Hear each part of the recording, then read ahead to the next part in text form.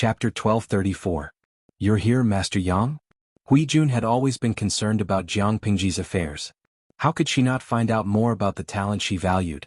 She immediately asked the servant to lead Yang Si into the main hall and treat him as a VIP. Fu Wang, the wild wolf, felt jealous when he saw it. He carried a cub in each hand and strode to the main hall with strong steps, looking like the alpha wolf announcing his territory. Yang Si was speechless. He was just celebrating the new year. Who did he offend? Did they take turns to feed him dog food? Fu Wang, an uncouth man, could openly squat in the house of the imperial beauty. Would the heavens open their eyes? Yang Si roared in his heart, but he looked very calm on the surface. He said, I didn't expect this to be Lady Hui's house. Please forgive me for my sudden visit. Yang Si knew Hui Jun. After all, she was an unforgettable beauty, but they didn't have much contact. Ever since they left Huangshui, Hui Jun had concealed her identity as the Empress of Zhongzhou and changed her appearance to become a servant girl of Jiang Pingji's hometown. Later she was released to open her own house. Yang Si vaguely heard that this young lady had been in contact with Zhang Ping and Xiao Guang of the Mo family in the carpentry workshop. It seemed that they wanted to combine the pedal-powered spinning wheel with the water-powered spinning wheel. It seemed that there was already good news about this. Even though he didn't know the details, Yang Si felt that the woman in front of him was not simple. Hui Jun smiled faintly and said, What are you talking about, Master Yang? It's my honor to have you visit my house. Fu Wang, who was carrying the two cubs, coughed heavily. Hui Jun rolled her eyes at him. It was clearly an unpleasant action, but she looked extremely flirtatious when she did it. There are still maids sweeping the snow on the roof outside. I'll go and keep an eye on them. Take your time. Yang Si looked at Hui Jun's back as she left, then at Fu Wang, who was carrying the cubs and frowning. He secretly felt a toothache. If he really couldn't see the clues, he would have wasted so many years in the brothel. These two children. Could they be Lady Hui and General Fu's? Fu Wang nodded and admitted it without hesitation. The more he looked at the twins in his arms, the more he liked them. Especially his daughter, that charming appearance was carved from the same mold as her mother. Not only did he like her, but his neighbor, Old Man Xieqian, also liked her. Come to think of it, it was strange that Old Man Xieqian's granddaughter, Lin Wan, looked a little like his own daughter. If not for their different sizes, they would look more like twins. Fu Wang asked around and found out that Hui Jun looked very similar to Lin Wan's grandmother when she was young. It was really fate. Because of their children, the families of the two generals began to interact more, sending each other gifts during the new year. Yang Si rolled his eyes and said hesitantly, But according to what I know, that Hui Nyangzi seems to have become independent? After establishing a family, she became the head of the family, and the child also took her surname. Fu Wang felt a little awkward. Fu Wang said, My surname isn't important. I don't believe in talismans anyway. He was originally a baby boy abandoned by a farmer at the border. He was raised by a she-wolf since he was young, and then he met his lifelong benefactor and adoptive father, Fu Yang. Fu Yang gave him a name and changed his surname. Only then did Fu Wang have his own name. How would he know who his original ancestor was or what his surname was? To him, it really didn't matter what the child's surname was as long as it was his child. Even if he had to take Huijuan's household registration, he wouldn't have much of an opinion, because he didn't have the concept of household registration or ancestral inheritance. Yang Si, this made so much sense that he was actually speechless. General Fu loves Hui Nyangzi so much, it's really enviable. Fu Wang said casually, What's there to be envious about, Mr. Yang? As long as Mr. Yang is willing to nod, how many daughters of good families would be willing to follow you? Yang Si wasn't an old man who was left behind. He was clearly a member of the Dink clan who had no intention of starting a family. When Fu Wang said that, Yang Si's expression revealed a trace of unnaturalness. Mr. Yang? Could it be that there's something difficult to say? Fu Wang asked carefully as if afraid of touching on Yang Si's sore spot.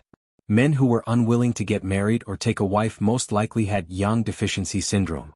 Should we find some doctors to take a look? It's not good to hide one's illness for fear of treatment.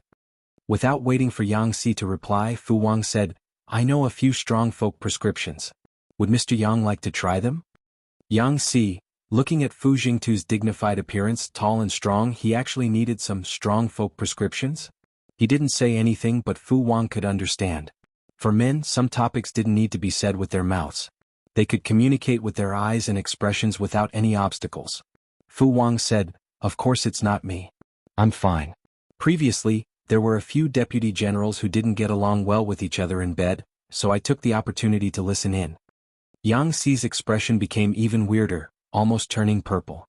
Sorry, he was in good health, so he didn't need strong folk prescriptions to liven things up. Yang Xi didn't want to get married and have children, not only because his mother was a prostitute, but also because of the influence of his experiences in his youth.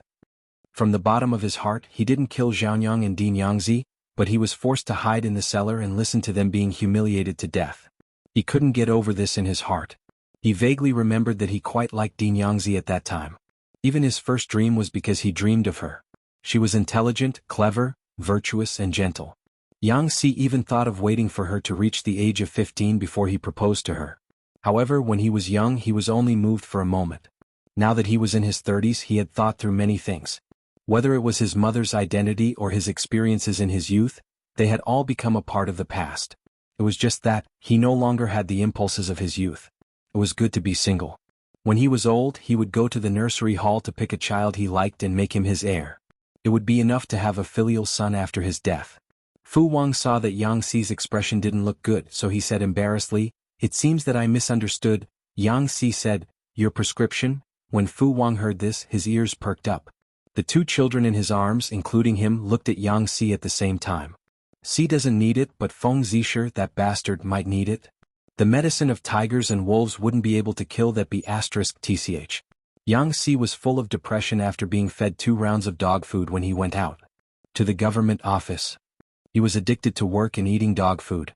The carriage turned into 2 alleys. Yang Xi was lost in thought when the curtain of the carriage seemed to be hit by something. Cold snow was thrown into the carriage. Yang Xi was splashed by the snow and instantly became furious. He hurriedly asked the coachman to stop and lifted the curtain to argue with that person. Which naughty child had a snowball fight on his carriage? After looking, he realized that there was no one in the alley. He looked at the position of the curtain and then followed the direction where the snow was thrown. Jiang Nongqin was dressed neatly and held a broom in her hand. She stood firmly on the edge of the wall. She was the one who swept the snow just now. She said weakly, "I'm sorry, I thought there was no one." Yang Xi looked up at Jiang Nongqin, who was against the light. His Adam's apple rolled a few times. He teased her for some reason. "If you're really sincere, can Field Officer Jiang help me sweep the snow on the roof?" In the face of this difficulty, Jiang Nongqin's expression did not change. Of course. A man should know when to yield and when to stand tall. It was just sweeping the snow, a small matter. It was her carelessness that disturbed Yang Xi's carriage. It was not too much to compensate for sweeping the snow. Yang Xi was speechless. Chapter 1235. According to the tradition of previous years, Jiang Pingji would hold a New Year's banquet on New Year's Day.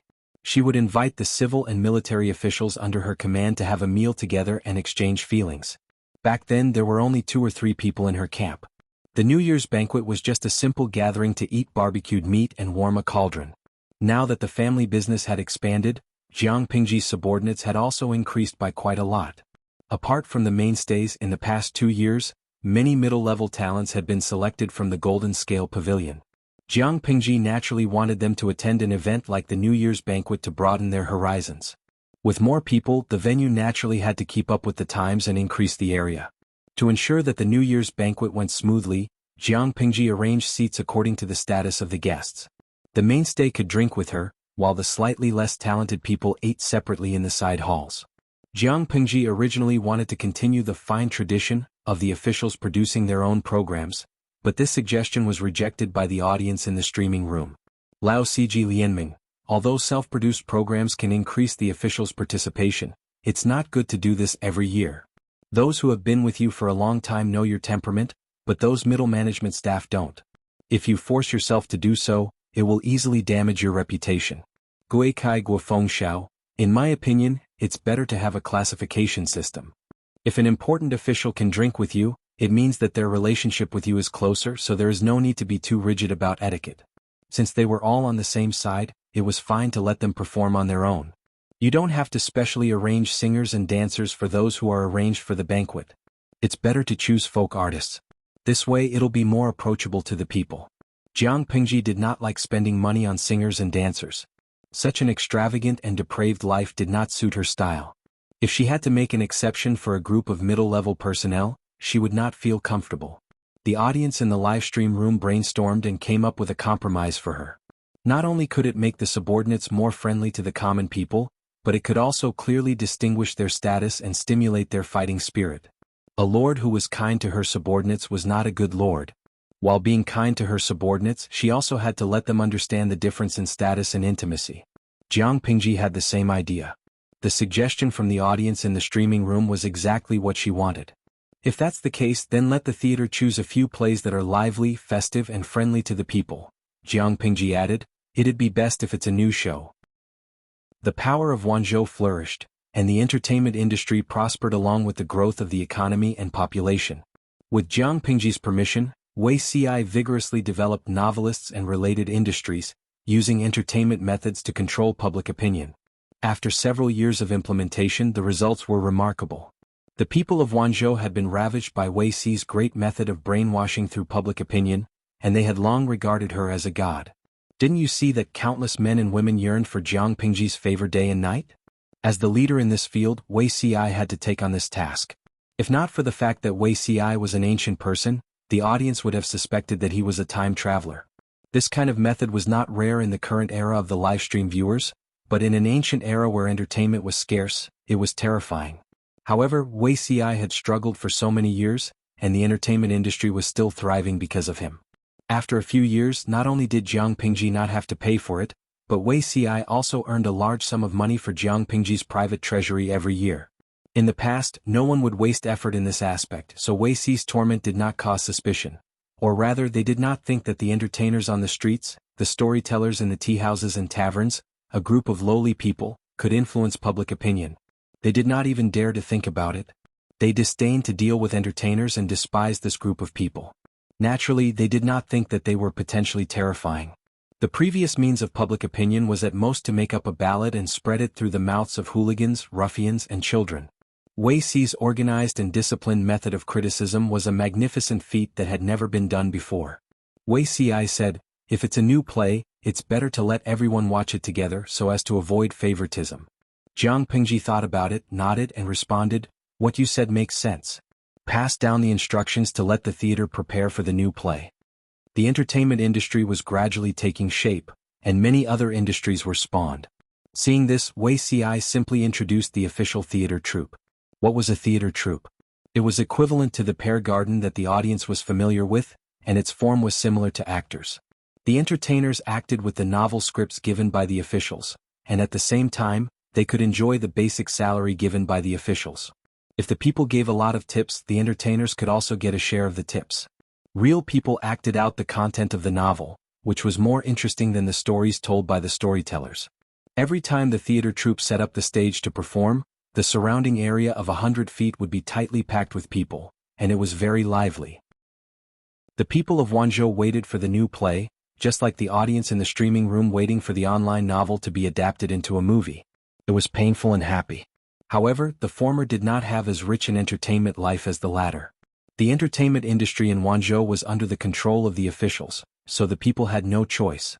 It was good enough that their favorite novel could be adapted into a theater, so the people ended up watching it with relish and completely forgot about themselves. Jiang Pingji was busy with government affairs while arranging the New Year's banquet. She was so busy that she had almost no time to rest. It was the first time that Han Yu, Qin Gong, and the others participated in the New Year's banquet, so they did not know many of the rules. They could only ask the experienced people in private. Those who have families bring their families, and those who don't, bring their stomachs. The New Year's banquet is for fun, so there's no need to be as cautious as usual. Yang Si smiled and said, let's not talk about other things.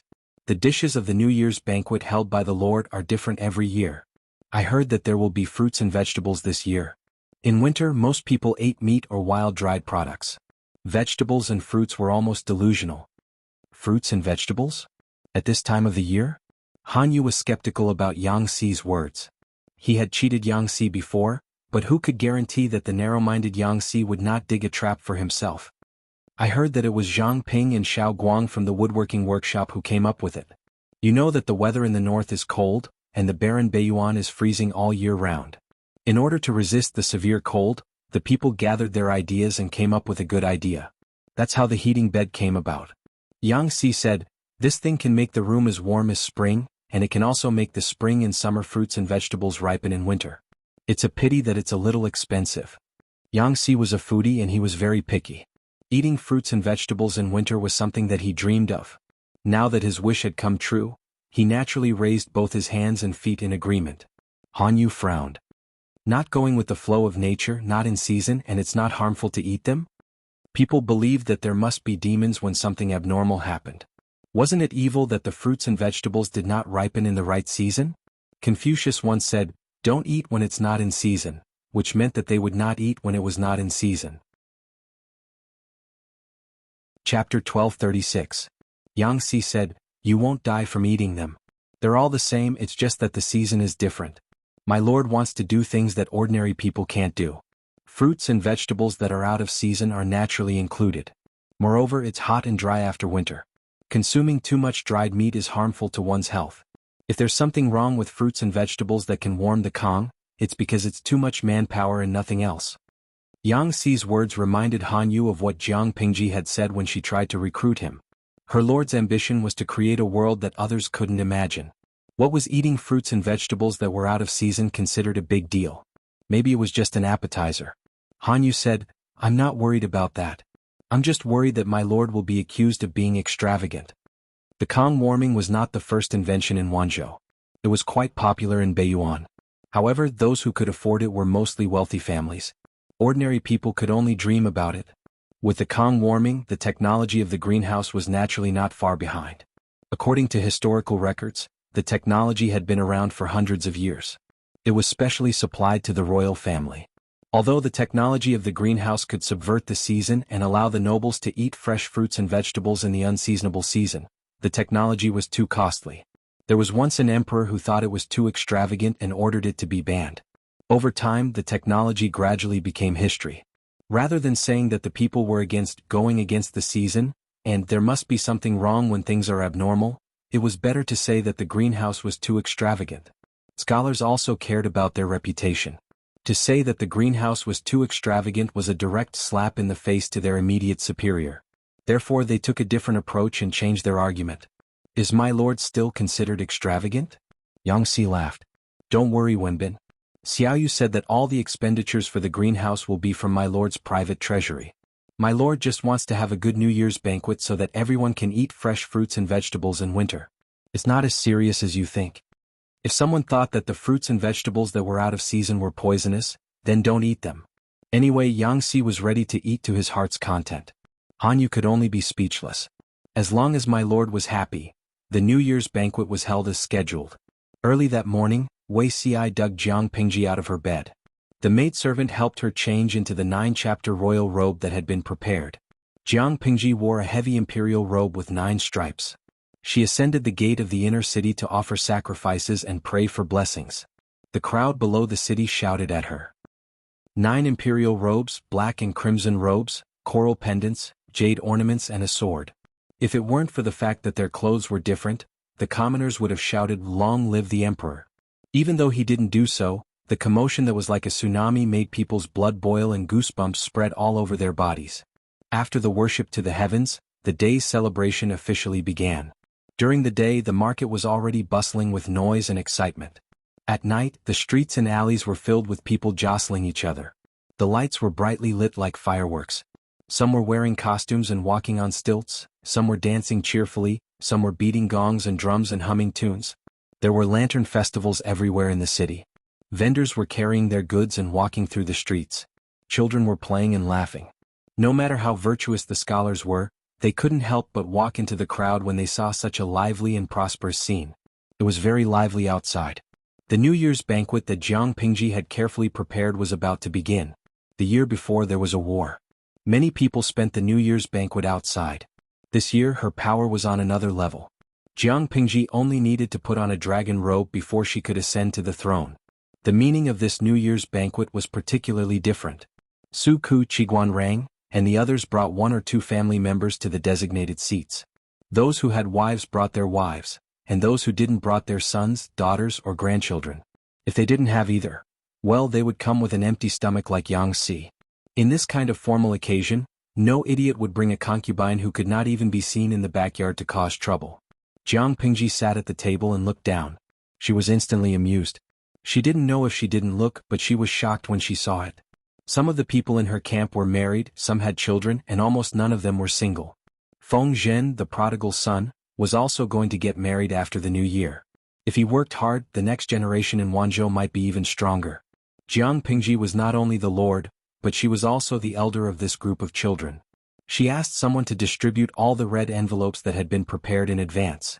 It was counted as the children's New Year's money. Each red seal was filled with a nude piece of gold, which the goldsmith had made into various charmingly naive animals, which were very pleasing to the eye. The group of children, led by Feng Yi, uniformly greeted Jiang Pingji for the new year. Happy New Year, blessings rose and fell, and many of the children stuttered. However, their childish voices were pleasing to the eye. Happy New Year, all is well. Jiang Pingji solemnly returned the greeting. A few of the older children blushed. The younger children turned their heads blankly and looked at their parents. Looking at such a joyous and friendly scene, Han Yu's heart was filled with an indescribable feeling. For this New Year's banquet, he brought his wife and his eldest legitimate son. His wife was absent-minded the whole time. Although the smile on her face was flawless, the way she secretly looked at Jiang Pingji was very disrespectful. The eldest legitimate son followed the children to pay their New Year's greetings.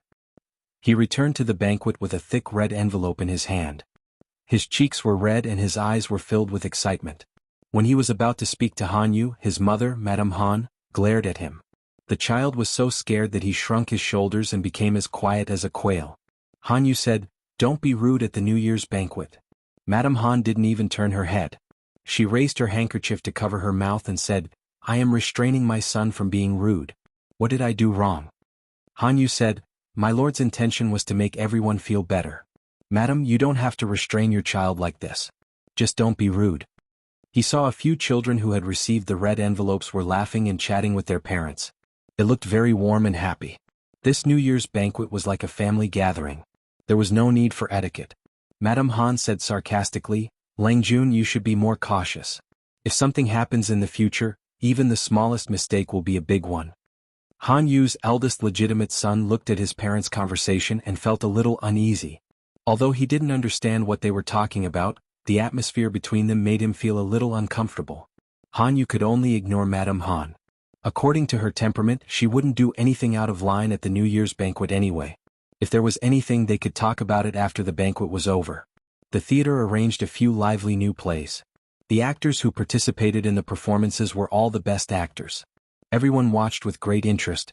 When the atmosphere was almost hyped up, it was time for the entertainment that everyone brought. They played the guqin, danced with the sword, wrote calligraphy, recited poems, and composed poems. It was not terrible to have the same performance, but it would be embarrassing for anyone who did not perform well. Madame Han agreed with the literary talent of those people, but she was quite disdainful of their public performances. She smiled and asked Han Yu, "Doesn't Lord Lanting want to join the fun with the people?" Jiang Pingji had amazing hearing. Of course, she didn't miss the movements of Han Yu and his wife, who were sitting in the front row. Chapter 1237. Naturally?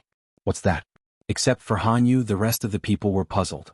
They couldn't figure out why their lord would suddenly say something like that. Those guys were obsessed with the performance. They were all smiling on the surface, but in their hearts, they had already insulted each other. Of course, they didn't notice the conversation between Han Yu and his wife. Han Yu was so shocked that he was sweating profusely. His heart skipped a beat and his face turned pale. Mrs. Han was also shocked. She was embarrassed and she didn't dare to look up and meet Jiang Pingji's eyes. Han Yu's seat wasn't very far behind, but it wasn't too far in front either. He was still more than 30 meters away from Jiang Pingji. The couple deliberately lowered their voices so that no one else could hear them except the eldest son, who was sitting obediently. Mrs. Han was arrogant, but she also knew how to read people's expressions. There was a big difference between speaking ill of Jiang Pingji in private and being caught speaking ill of her behind her back. Even though Mrs. Han was experienced and had been to many banquets of the aristocratic families, she couldn't help but feel nervous at that moment. Her glib tongue seemed to be tied into a knot and she couldn't say a word. Her forehead was covered with fine sweat. Even though she had applied rouge on her face, it still couldn't hide the panic on her face. Ever since she was a child, she had always been the center of attention in the circle of aristocratic women. Everyone flattered her and gave in to her. Her head had always been held high, but at this time, because of the few words of another woman, she was frightened to the point of sweating and trembling in fear. She was afraid, but at the same time she was angry and resentful. However, no matter how much the aristocratic families despised Lu Shi, it couldn't change the fact that she had become the most powerful feudal lord. And she, no matter how powerful she was only powerful in the inner house. She was nothing in front of Jiang Pingji. "What's wrong with you?" Jiang Pingji didn't look at Han Yu and his wife. If she did, the group of people present would know and Han Yu would be embarrassed. Jiang Pingji considerately helped Han Yu out. "I just remembered what Zixiao asked me before the New Year's banquet. He winked at me just now. Alas, he was afraid that I would break my promise to him." Wei Ci was suddenly called out, but there was no change in his expression. Instead, he smiled and continued the conversation. "Master, you can't blame me for reminding you. I have been looking forward to it for a long time, so naturally I think about it." Today Wei Ci had changed into a rather cheerful warm-colored thick shirt, which diluted his original alienation. In the words of the audience in the live streaming room, Wei Ci today was very amiable and down-to-earth. He didn't know what had happened, but he was able to continue the conversation. No one suspected anything. After all, Wei Ci and Jiang Pingji's cooperation was flawless. Except for Han Yu and his wife, no one knew what was going on. On the contrary, a few civil officials sitting on the counter vaguely sensed something. After all, no matter how fast Han Yu and his wife reacted, there were still traces left behind. Qiguan Rang retracted his gaze. His brows furrowed imperceptibly. Coincidentally, his hand was empty. He looked down. His daughter had stolen his feather fan, but her hand stopped awkwardly in midair before she could retract it. "Jinghui." Qiguan Rang's thin lips opened slightly. His daughter shrunk her neck and carefully put the feather fan back into his hand. "Mother is right. This fan is my lifeblood. It can't be separated from me at all times." The snow outside had not melted yet, and the banquet was being heated by the fire. Only her father's style was different. He was holding a fan in his hand. Not only was he holding it, but he was also fanning it, mercilessly blowing away the warmth around her. If it weren't for the cold, she wouldn't have sneakily stolen her father's fan. Qiguan Rang's expression became a little awkward. He raised his hand and put the fan behind his waist. After all, it was a habit of many years. He felt uncomfortable all over if he didn't hold something in his hand. Qiguan Weisher saw his embarrassment and uneasiness, so she took the initiative to offer her hand to him. Under the cover of their wide sleeves, the couple held hands as if there was no one else around. For a moment, everything was peaceful. Qiguan Jinghui saw their interaction and inexplicably felt a little strange. Jinghui. Sun Wen had been working in Beizhou, for almost 2 years. Because of the New Year's banquet, he made a special trip back to Wanzhou to report on his work. His adorable little grandson, Lan Lan, sat obediently beside him, making the old man feel an unprecedented sense of happiness. However, Sun Lan on the other hand couldn't sit still. She kept twisting her head and glancing at the seats beside her from time to time. When Qiguan Jinghui heard Sun Lan calling her, she temporarily threw that strange feeling to the back of her mind and responded to her friend's call with a smile. Sun Wen saw this and remembered it in his heart. Lan Lan likes that girl a lot? Sun Lan blushed and said shyly, "Jinghui is very nice. She often takes care of me. Of course I like her." Sun Wen said, "I like him, but that Qiguan Wenjing is not easy to deal with." Sun Lan was confused. What did him liking Jinghui have to do with Jinghui's father? "You'll find out later." Sun Wen held back his laughter and continued, "If you like her, then spend more time with her. Don't bully her." Sun Wen also noticed that his grandson had become much more outgoing and optimistic in the past 2 years. As someone who loved grandchildren, there was nothing more important in this world than having grandchildren. If his grandson liked it, then he liked it. Qiguan Rang was a little difficult to deal with, but it wasn't impossible to deal with him. The grandfather and grandson talked in low voices. Qiguan Rang, who was some distance away, seemed to have sensed their conversation. He glanced at them from the corner of his eye. At that moment, Qiguan Rang heard his lord say something. "For today's performance, I still need to borrow something from Zixiao." Qiguan Rang's attention immediately returned to the banquet. His lord got up from the banquet table and seemed to want to perform something. Jiang Pingji wanted to borrow something from Wei Ci. How could he refuse? With the green light all the way, Jiang Pingji successfully borrowed Wei Ci's flute and his daughter. Everyone was confused. When did Wei Ci have a daughter? He didn't even have a wife. Could she be an illegitimate daughter who was tossed around during the war? A few insiders looked at Wei Si and then at their lord. They were afraid that the New Year's banquet would turn into a battlefield. Wei Si was surprised at first, then he revealed an indescribable expression. His ears turned red at a speed that was visible to the naked eye. Wei Si had once teased that the iron-eating beast was Jiang Pingji's daughter.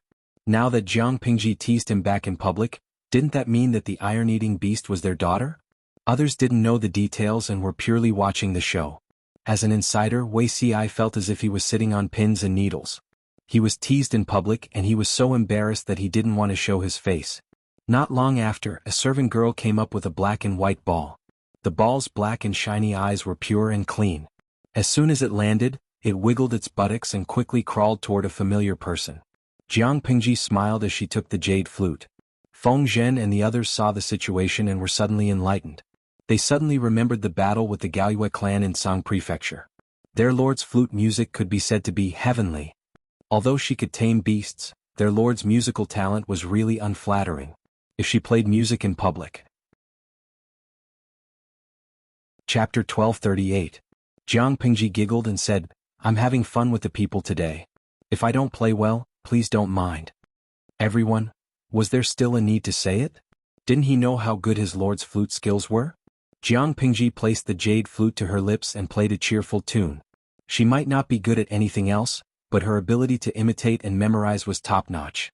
Ever since the battle with the Gaoyue clan ended, Wei Si had taught her how to play the flute in private. After all, she couldn't just play it randomly every time, right? Jiang Pingji was a busy person. She did not have much time to learn. So far she only knew one song. Even if he only knew one song, he would barely be able to deal with it. Everyone and the 850,000 salted fish in the live stream were already mentally prepared for the demonic music to pour into their ears, but to their surprise, the flute music wasn't unpleasant at all. While the others were dumbfounded, Wei Si smiled faintly. Although her skills were mediocre, his lord knew how to tame beasts, which added a lot of color to the song.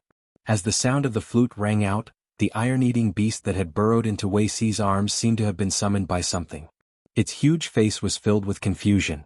The crowd watched as it held a plate of fruits with its two front paws and walked on its two hind legs. It circled around Jiang Pingji with each step it took. As it circled, it used its hind legs to beat the beat and hummed a tune. When the tune ended, the iron-eating beast seemed to have gained intelligence. It nodded and bowed to Jiang Pingji. It held the plate of fruits high up and presented it to her in a pious manner. Jiang Pingji did not take it, so it put the fruit platter down. "You may leave." The iron-eating beast seemed to understand her words. It wriggled its way towards Wei Si, clinging onto his knees as it climbed into his embrace. It found a comfortable position, yawned, and closed its eyes to sleep. Jiang Pingji smiled and kept the jade flute. She bent over to pick up the fruit platter and put it back on Wei Si's table. Everyone was in a daze for a long time. They looked at Jiang Pingji and then at the sleeping cub. Could it be that this iron-eating beast had become a spirit? So human-like? Jiang Pingji smiled and said, "It's just a small trick to train beasts. It's fine to use it for entertainment and to make you laugh." It took a long time for everyone to recover from the show. Even if Jiang Pingji's song was not exquisite, the addition of the iron-eating beast's performance still brought about a qualitative change in the entire program. Not only did he not make a fool of himself, but he also added a layer of mystery to himself. The people of this era were still very superstitious. The more extraordinary Jiang Pingji's performance was, the better it would be. Naturally, the more outstanding she would be. Her little show of skill had fooled the civil and military officials who had never seen the world. However, Salted Fish in the livestream room lived in an era of information explosion, so he naturally wasn't that easily fooled. As soon as Jiang Pingji's performance ended, the bullet screen in the streaming room was like a blowout. All of them were praising her. Gu Mingjiu, the host, has finally shown her Mary Sue aura. It's best if she blinds them. Little Gray Round Gun, not only did the streamer blind Ci Marin and the rest, but my eyes are also going blind. How old was that fatty duh? Even if it had been trained since it was in its mother's womb, it couldn't have behaved so humanely, right? Moreover, they were not used to walking on two hind legs, which was not good for their bodies. However, this little fatty was able to do it so smoothly and naturally. It was definitely a fatty demon. Luo Yu Ta Hua Xing. It cooperated very well with the host. It was even humming a tune just now. If this isn't becoming a demon, what is it? The Fairy Queen's Crimson. After the founding of the People's Republic of China, animals are not allowed to become demons. Tudu Faccio, the host doesn't have this heavenly restriction. Maybe it has become a demon. Didn't you notice that this Fatida was the Fatida that appeared in the livestream room a long time ago? It used to be so small. Now that almost a year has passed, it's still so small. As everyone knew, after a young Fatida was born, it changed considerably. The age of the Fatida on the screen was obviously very young. It looked to be only 3 to 5 months old. Jiang Pingji smiled without saying a word. She did not explain the secret behind it. Of course, this iron-eating beast did not become a demon. Its actions were all controlled by Jiang Pingji. She turned her mental strength into an invisible force and manipulated the iron-eating beast to do what she wanted. The truth was that simple. Jiang Pingji did not explain. Everyone could only attribute the effect of the performance to the magical familiar and becoming a demon from being fat. It was rare for her to perform, so the civil and military officials naturally gave her face and supported her performance. The atmosphere of the New Year's banquet returned to normal. Seeing that, Mrs. Han's expression became extremely stiff, as if it was covered with a layer of plaster. She did not feel good at all. She reflected on herself. She felt that it was probably her fault for being too obvious. That was why Hanyu had a handle on her. If she had been more cautious just now, she would not have been so embarrassed. Even though Jiang Pingji had considerately helped Hanyu out, it was still a slap in the face in Mrs. Han's eyes. It seemed that she did not expose her, but in fact she had torn off her dignity and trampled on it. Mrs. Han felt so suffocated that she could not breathe. Her face was getting worse and worse. Hanyu said, "Are you satisfied now? This is the New Year's banquet. Restrain yourself. Don't lose your manners and make a fool of yourself." Mrs. Han would not listen to anything else, but when it came to her manners and dignity, she would listen to it very well. No matter how resentful Mrs. Han was, she did not dare to show her anger. She could only swallow it back. Jiang Pingji laughed and chatted with the crowd while secretly glancing at Hanyu and his wife. The couple did not seem to get along well. But, after all, it was Hanyu's family business. As a man he would handle it well. Jiang Pingji was an outsider and the lord. It was not appropriate for her to intervene. After eating and drinking to their heart's content, Jiang Pingji took the crowd to watch a few lively new plays. Some of the new plays were warm and happy and some were purely funny like crosstalk and skit. When it was almost time, Jiang Pingji asked them to go home and stay with their families for the New Year's Eve. It was the first time that the eldest son of Hanyu's wife had a New Year's Eve like this. He was still thinking about the content of the new plays and the peers he had just met. Mrs. Han sat in the carriage silently. There was a distance of a few fists between her and Hanyu. Hanyu said, "After the New Year's Eve, I plan to send my son to the Golden Scale Academy for his education." "How can the Golden Scale Academy compare to my family's school?" Mrs. Han frowned. "That kind of place will lead the students astray?" Hanyu was a little angry. He said, "My teacher also teaches in the academy. How can it lead the students astray?" Mrs. Han did not say anything, but judging from her eyes and expression, she did not approve of Hanyu. So what if it was the Golden Scale Academy? How could a reputation that was made up of be compared to the aristocratic families that had made great contributions? However, her husband did not understand her. The more she thought about it, the more she felt wronged. In order to be a good example of a noble lady, she promoted the maids who had served Hanyu before their marriage. She even gave them face and treated their children kindly. She had worked hard for her family, but she could not get Hanyu's understanding and respect. Mrs. Han said forcefully, "If you want to use the children's future to flatter them, you can humiliate anyone but me." The sons and daughters of concubines in the inner courtyard could just go to the Golden Scale Academy. Anyway, they were the sons of concubines who couldn't be seen in public. It would be a waste for them to study with a bunch of lowly commoners' children. If she let her eldest son go to the academy, she would cry to death. Hanyu was so angry that his face turned green. The eldest son of the concubine lowered his head silently under the gloomy atmosphere. He did not dare to look at his parents. "You are not allowed to be willful and mischievous." Mrs. Han sneered. "Are you really as cruel as iron? Are you going to humiliate my son?" Hanyu said, "I am not humiliating him. I love him dearly. Why would I harm him?" Mrs. Han was disheartened. She was so angry that she and Hanyu lived separately. She left the father and son to stay up for the New Year's Eve and went to bed early. Hanyu let out a long sigh, but he could not do anything to his wife. When you go to the Golden Scale Academy, treat your classmates with courtesy. Do not be arrogant. Hanyu gently reminded his eldest son during the New Year's Eve. The eldest son was gentle and obedient. Chapter 1239. After the beginning of the new year, happy events came one after another. The most exciting event was Feng Zhen and Wan Xiuer's wedding.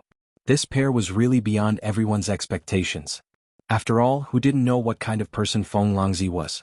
Everyone heard that Feng Zhen was getting married, but many people thought it was just gossip.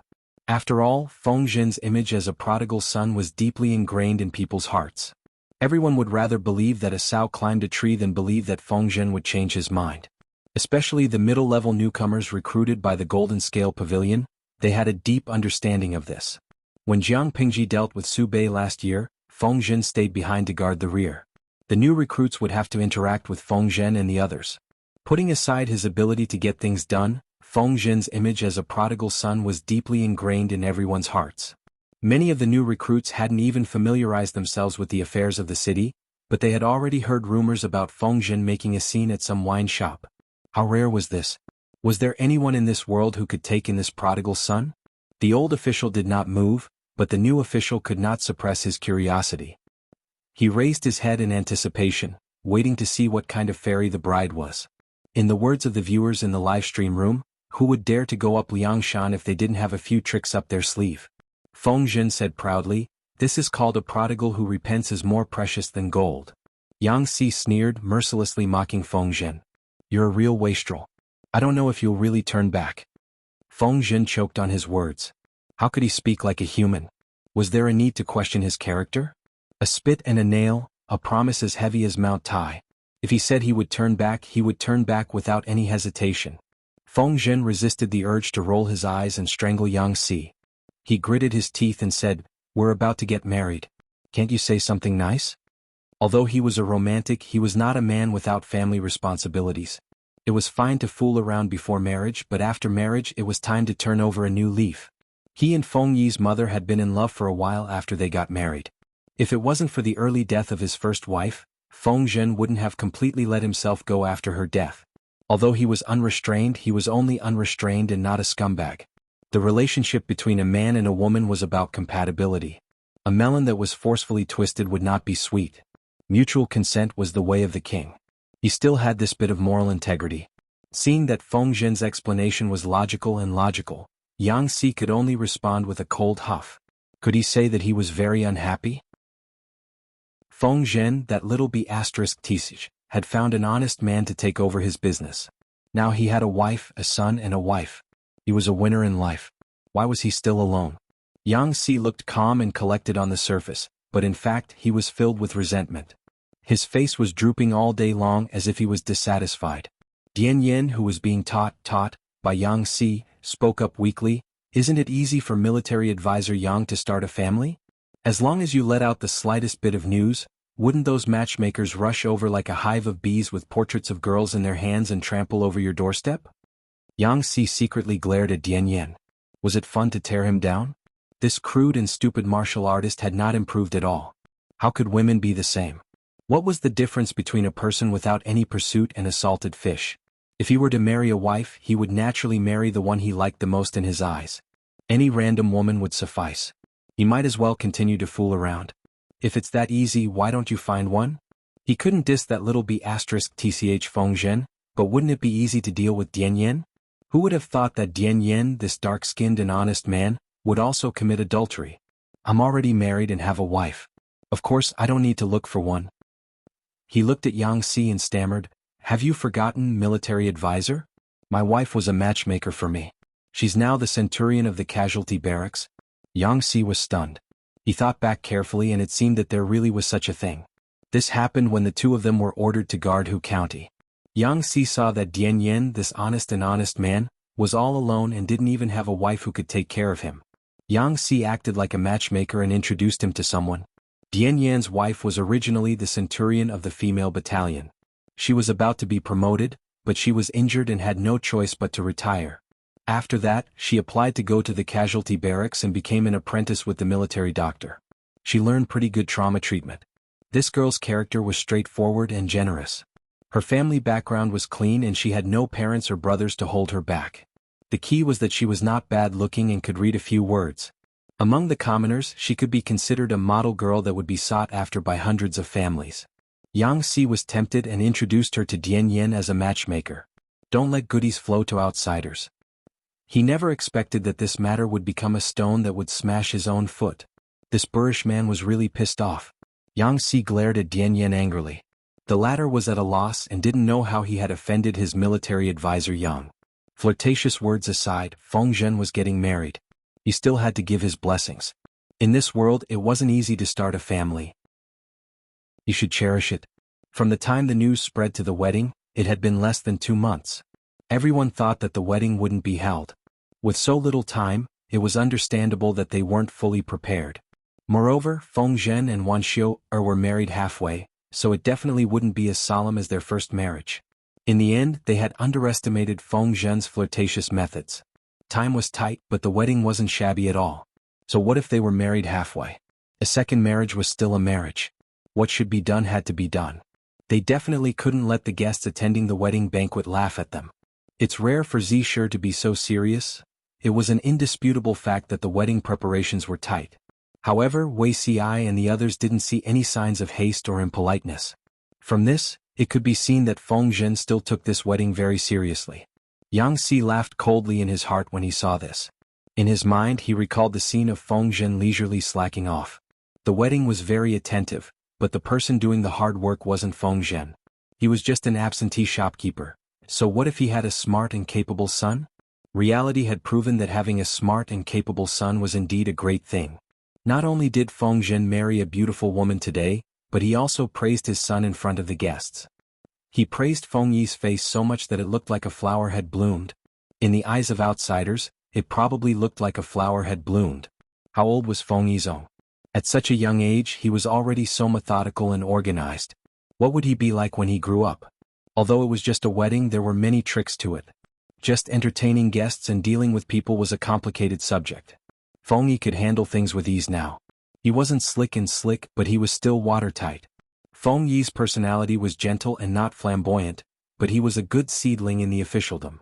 If the world was at peace and his lord had the possibility of advancing, Feng Yi might become the leader of this generation. Understanding this, many people looked at Feng Zhen with unfriendly gazes. Why? Feng Zhen, this unreliable guy, actually had a reliable son. Wei Ci could vaguely hear a group of people expressing envy, jealousy, and hatred toward Feng Zhen. He sighed in his heart. There was a Feng Yi now and there would be a Feng Yu in the future. That fellow was the real troublesome one. Other people gave birth to a litter of children, good and bad, and not a single one of them would be successful. Feng Zhen, this sickly and frail person, only had 2 sons, both of whom were dragons and phoenixes among men. Chapter 1240. Perhaps even God couldn't bear to see Feng Zhen being so smug. He had only taken 3 days off before he was summoned back urgently. Feng Zhen was having a wild time. He and Wuxia were so intimate that they couldn't wait to be together every day. How could he care about the cold government affairs? I've rested long enough, Jiang Pingji said heartlessly. It's time for you to get back to business. Feng Zhen argued, My lord, this is different from what I said before. It's only been 3 days. When Li Yun and Shangguan Wan got married, how long was their wedding leave? This matter had to be treated equally. How could she favor one and discriminate against the other? Jiang Pingji said matter-of-factly, Didn't I give you a long leave to handle your wedding? Feng Zhen was speechless. Was the time spent preparing for the wedding counted as a part of the wedding leave? As if she could read Feng Zhen's mind, Jiang Pingji almost rolled her eyes. How could there be such a good thing in the world? Feng Zhen's wedding leave was the busiest period before the new year. Jiang Pingji allowed him to take leave and assigned the heavy government affairs to others. She was already being extremely kind. If she let Feng Zhen take another half a month or a month's leave, the others would be resentful. After the new year it was spring plowing and training. Everyone was busy. There was no reason for Feng Zhen to stay at home and be lovey-dovey with his lovely wife. Feng Zhen's request was rejected by Jiang Pingji. He could only resign himself to his fate and go to work. He was as dispirited as a salted fish. He didn't know if someone was trying to mess with him. Feng Zhen realized that the tasks he took on after he returned to work were troublesome and above average. He had been busy for 2 days. The dark circles under his eyes that he had painstakingly disappeared reappeared. He looked even more like he had kidney deficiency. This bunch of animals? Feng Zhen was smiling on the surface, but he was cursing in his heart. Did he not burn enough incense in his previous life to meet such a bunch of unscrupulous colleagues? The spring plowing was carried out in full swing. After Jiang Pingji presided over the ceremony, she stayed in the military camp to train the soldiers. Is the Duke of Lanting going to attack again this year? Tea houses and restaurants had always been the birthplace of gossip and a place for communication. The scholars within the borders of Dongqing who were attracted by the Golden Scale Pavilion loved to stop and stay in these places. They talked about current affairs in the world. If there was anything shocking, the Duke of Lanting might find out and punish them. Although the possibility of this was very small, one should have a dream as well. The Golden Scale Pavilion's assessment was very strict, and there would always be people who liked to take a different path. Since ancient times, many famous people had relied on this to be conscripted by monarchs. As the training became more and more intense, many scholars also sensed that a storm was coming. The war just ended last year, and the people haven't had enough rest yet. They shouldn't be mobilizing their troops this year. Everyone had their own opinions, and the more contradictory the topic, the more interesting it was. However, from what I can see, this Duke of Lanting is not someone who likes to settle down. A young scholar sneered and said, "Throughout the Duke of Lanting's road to success, when has he not climbed up by stepping on the bones of his enemies? It wouldn't be an exaggeration to say that this person is a warmonger. Go all out? This conclusion is too arbitrary." The Duke of Lanting was forced by the situation and had no choice but to do so. Wei Xi's method of entertainment brainwashing was not something that others could imagine. In order to make the people stick closely to Jiang Pingji, he hired a pen to write a few short and medium-length stories. Most of them were adapted into new plays for the people to watch. Although the characters in the plays used aliases, people with discerning eyes could tell who they were based on at a glance. In response to Jiang Pingji's reasons for mobilizing her troops, Wei Xi also explained the new plays to the people. The ordinary people could only see the ups and downs of the plot and the awe-inspiring righteousness of the country, while the scholars could see the situation of the storm. Regardless of whether they believed it or not, the people expressed understanding and support for Jiang Pingji's several expeditions. Moreover, their Duke of Lanting fought wars, but every time she fought a war, she did not make the people unable to make a living. The military provisions and supplies were all stored in advance. If it did not work, she would open a private warehouse. She never exploited the people wantonly because of the war, nor did she impose any exorbitant taxes. Jiang Pingji tried her best to protect the people's safety and property interests. How could the people not love and respect her? Ignorant. In recent years, wars have been going on every year. Before he finished speaking, someone stood up to refute him. This is a little far-fetched. Although I don't like the Duke of Lanting, I can't stand your slander and slander. The man waved the folding fan in his hand. The wind moved the headscarf on his head, making him look rather dashing. He continued to speak with fervor and assurance, and the people nodded their heads vigorously. Since the earthquake in Shangjing, the world has been in chaos. The Tsing-Yi army, the Red Lotus group, and other evil sects have risen one after another, harming countless people. The Duke of Lanting received orders in the face of danger to expel the two traitors, integrate Wanzhou, form an alliance at the Huangshui River, enter Chongzhou in the north, control Hu County in the south, and integrate the forces of the north of Dongqing to resist the external troubles of the north borderline. After that, the entire north was calm and peaceful. After a few years of rest and reorganization, the Duke of Lanting felt that the time was ripe. Only then did he send troops to the north borderline and recover it in one fell swoop. How can this be called being a warmonger? Being a warmonger meant mobilizing troops to fight a war without a sense of propriety and overdrawing one's foundation. Their Duke of Lanting obviously did not do that. She chose to mobilize troops to the north borderline at a time when their vitality was at its weakest. It was obviously planned, organized, and premeditated. Turning the north borderline into the north province would also greatly damage their vitality and cause them to face the predicament of being surrounded by enemies on all sides. If they showed the slightest bit of cowardice at that time, they would certainly be hunted down and eaten by the heroes. How could they be compared to the magnificent scene of everyone sitting upright in the tea house and talking with fervor and assurance now? Su Bei was executed and Zhe and Shanghai counties were conquered. Most of Dongqing is already in the bag. If we don't take advantage of this victory to pursue and attack, it will be difficult to eliminate Huang Song when he has a firm foothold. In summary, Jiang Pingji had her reasons for mobilizing her troops. She mobilized her troops to allow the people in the rear to enjoy peace. Even if they didn't support her, they shouldn't make a fuss. What was the difference between this and picking up a bowl to eat and then putting down the chopsticks to curse? Her impassioned speech made many people's faces turn red with shame or ashen. Those who were more thin-skinned directly flicked their sleeves and left. Even the people could see Jiang Pingji's intention to mobilize her troops, let alone her enemies. Huang Song's side seemed calm, but in fact, undercurrents were surging in the dark. He was actively training his troops for war and stockpiling food on a large scale.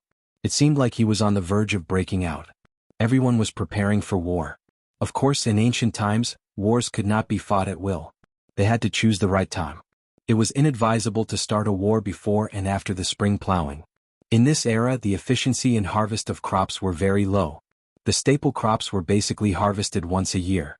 In other words, if they missed this year's spring plowing, then the entire year's harvest would be gone. In war, not only did it depend on manpower, but it also depended on food and logistics. Once there was no food, how could they fight a war? The war could only start after the spring plowing. This was a convention. Chapter 1241. The territory under Jiang Pingji's rule was filled with a foreboding atmosphere. She trained her troops day by day. Everyone thought she was going to fight Huang Song. Everyone was guessing when she would do it. Unexpectedly, Jiang Pingji was much more composed than they thought.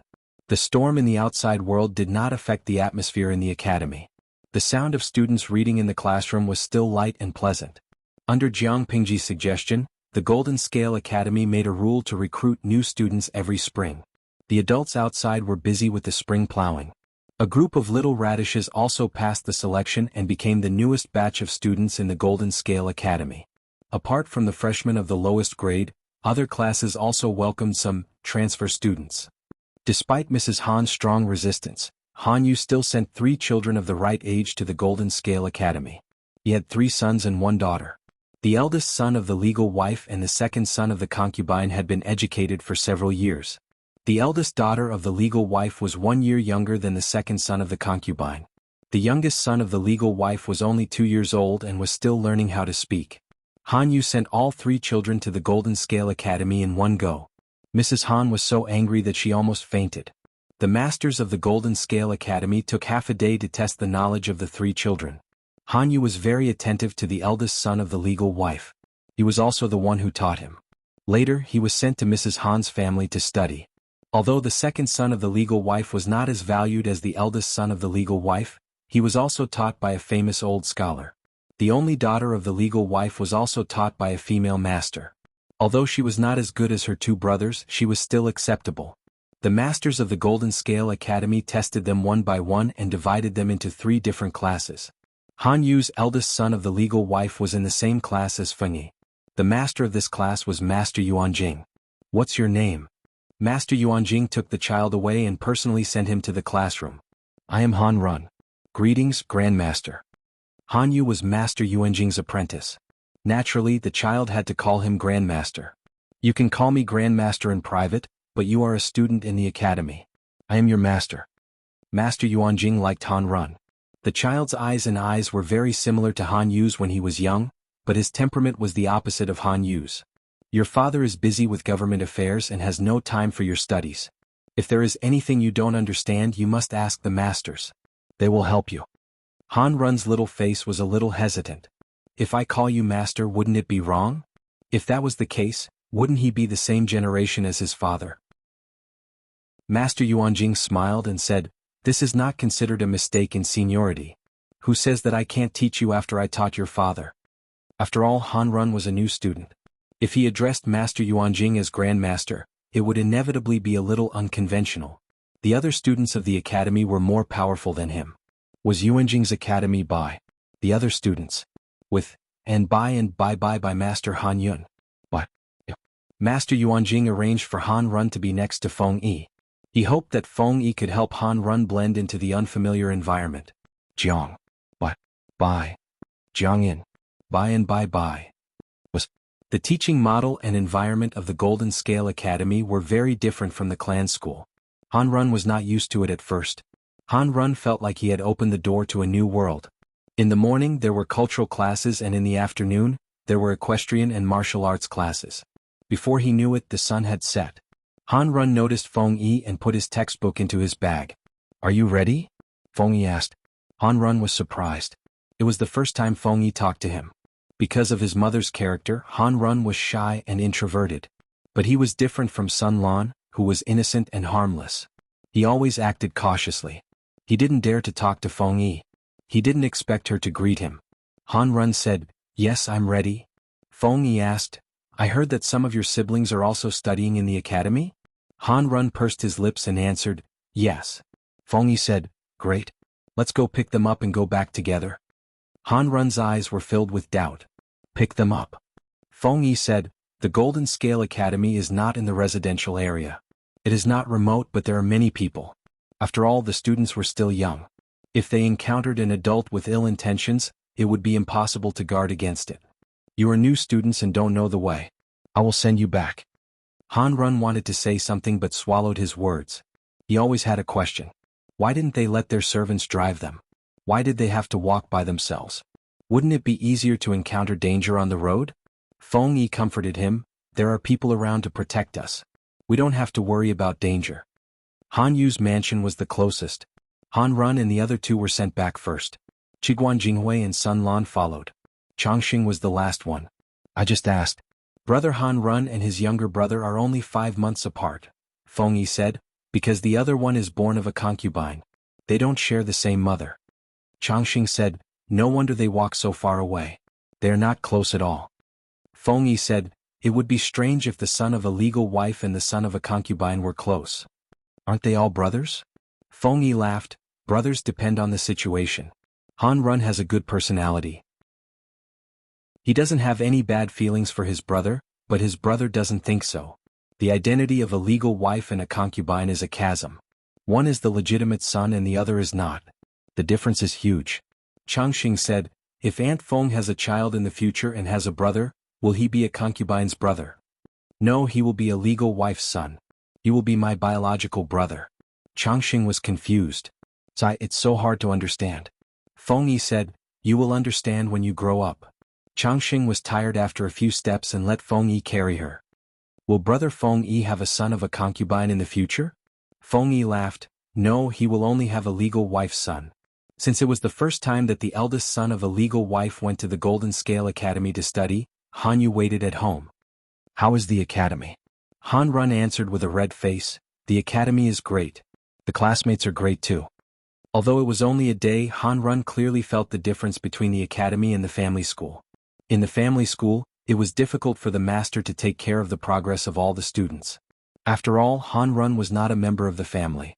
The master of the family school always looked after the direct descendant of the family first. Han Run could only keep his questions to himself and wait for his father or the master to solve them in private. Although the progress of his studies was not slow, the efficiency of his studies was indeed very low. Today Han Run found that the progress of more than 20 classmates was almost the same. The content that the master talked about was suitable for them. Han Yu listened carefully to his son's daily life in the academy and felt relieved. Chapter 1242.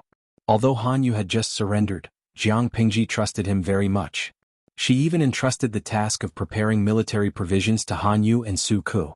Su Ku had been serving Jiang Pingji for a long time, so he was naturally capable.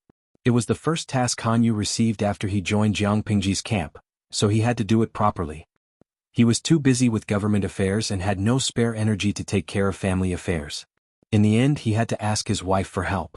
After thinking for a while, Han Yu tried to persuade his wife with affection and reason, trying to ease the relationship between husband and wife. Mrs. Han was still unhappy, but since Han Yu had come to her in person, she could only swallow her anger and plan for the future. The relationship between husband and wife seemed to be improving, but it was actually freezing. Mrs. Han belittled the Golden Scale Academy in front of her son whenever she had time, which made Han Run very helpless. "Mother, there are many great scholars in the Golden Scale Academy. They can solve the students' doubts at any time. I think studying in the academy is much better than studying in the family school." Mrs. Han's face was livid. She said, "My son is still young. How can he distinguish between good and bad? The family school is accumulated through generations of meritorious deeds. It's the essence of the predecessors. The foundation of the family school is incomparable to that of an ordinary family. Isn't it a waste of my son's time to study here?" As a son, Han Run could not refute his mother. He could only endure and listen patiently. After all, Han Run was the son of Mrs. Han. How could she not know her son? Seeing her son's unchanging attitude, Madame Han felt even more stifled in her chest. Had her husband and son been poisoned by someone? Why were they so partial to an ordinary family? Although Han Run was not brainwashed by his mother, he was tired of being harassed day after day. Feng Yi saw through his emotions. After she asked, Han Run told her the truth about his troubles. "Mother, it seems that you still insist that I go to the family school." Han Run knew his mother's character. She was too stubborn. She rarely changed her mind. "I don't want to. Besides, the family school is far away in Zhe County and my parents are in Wanzhou." Although Han Run was young, he had a certain judgment ability. He did not know how much trust Jiang Pingji had in his father, but he could guess that Han Run, as the eldest son of Han Yu, did not stay in Wanzhou. Instead, he went to the family school in Zhe County, which was thousands of miles away. He was afraid that it would be a taboo. Han Run did not want his father to be put in a difficult position. Feng Yi frowned. Madame Han's stubbornness was beyond his imagination. In the short term it wouldn't affect Han Run, but in the long run, it would inevitably distract him from his studies. Feng Yi said, "There's no rush in this matter. You should stabilize your mother first." He informed his father, Feng Zhen, about this matter. Coincidentally, Feng Zhen was also busy and directly threw him to Wei Ci. Wei Ci, Feng Yi was very embarrassed.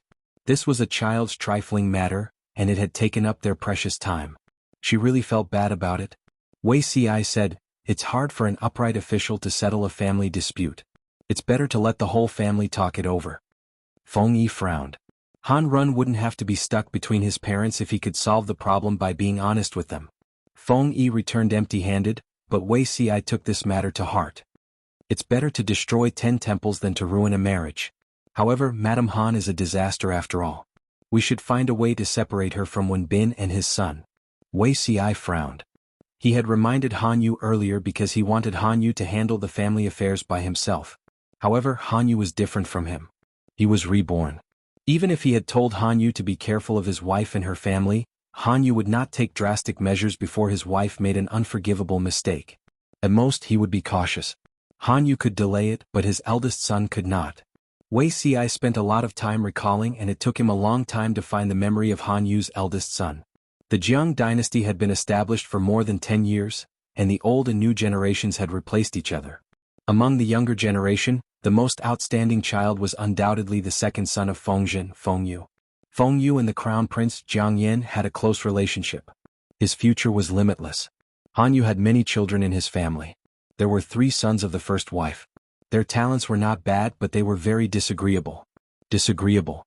This was not what Wei Ci said, but what the crown princess Jiang Yan had said. "I'm just choosing a reading partner, not asking them to carry my sedan chair. They can't understand one by one. That Han Run is even better. He really thinks that my ears are not good. He insulted me behind my back and called me a bandit. So what if he's a bandit? I'm the crown prince now. He's not even a subject." Jiang Yan was the eldest daughter of the emperor. She had been appointed as the crown prince not long after the establishment of the Jiang dynasty. If there were no accidents, she would be the next empress. Her reading partner had a special meaning. Reserving the position of reading partner was basically reserving the core position of the next generation in the imperial court. Han Yu's sons of the right age participated in the selection of reading partners, but Jiang Yan did not like any of them. Han Yu's eldest son Han Run had been despised by Jiang Yan for a long time. After that, Han Yu's wife's family participated in the rebellion. Madame Han and her eldest son Han Run were also involved and ended up being beheaded at the Meridian Gate. Because of Jiang Yan's influence, Wei Ci did not like Han Run. However, when he thought about the Han Run that he had met at Feng Zhen's wedding, he was obedient despite his young age. Wei Ci had no idea how he grew up to be like that. Now that he thought about it, it was most likely because of his mother's influence over the years, which ruined a good seedling. Han Yu neglected to teach his child, which led to Han Run's bad behavior in the future. What's so difficult about it? Just let him die. Jiang Pingji held a pen in her mouth. She raised one hand to put aside the processed bamboo slips and took a new one with the other. Wei Ci said, "This won't do. It will be bad if Wenbin finds out." "I was joking just now." Jiang Pingji took down the pen and wrote down the instructions. She said to Wei Ci, It's normal to be arrogant when one is born into an aristocratic family. Madame Han is relying on the power of her family. No matter how powerful they are, they still rely on me to survive and live. Go and check on her wife's family. I don't believe there is any aristocratic family that is completely clean. Once you find out, take your time. She cares so much about her family. If something happens to her family, she won't have the time to harass her son. Wei Xi was speechless. What a good move to remove the firewood from under the pot. Wei Xi wanted Han Yu and Madame Han to divorce, but he did not expect his lord to be even more ruthless. Jiang Pingji said, "Divorce is actually a good idea, but it's too time-consuming. Wenbin will easily find out. If you hurt your friendship with Wenbin because of this woman, it will not be worth it. Besides, Wenbin is busy with official business, so someone has to take care of the house. Madame Han has a bad temper, but she is good at managing the house. It's good to keep her." Jiang Pingji knew that Madame Han did not like her, but who was she? Chapter 1243. The busy spring plowing slowly came to an end. Time steadily entered April. The audience in the streaming room was looking forward to and worried about the war that had yet to begin. Many of them were impatient and gradually forgot about it. Jiang Pingji had been busy with government affairs for the past few months. Apart from presiding over the spring plowing ceremony, she spent the rest of her time running around and inspecting the situation. The two most important things were the progress of the water-powered spinning wheel and cotton. These two pieces of good news eased the tense atmosphere. Since Jiang Pingji supported Hui Jun to work on the water-powered spinning wheel, Hui Jun devoted most of her energy to it. The remaining space was left for the twins. The idea of using the power of water to weave was a fantasy.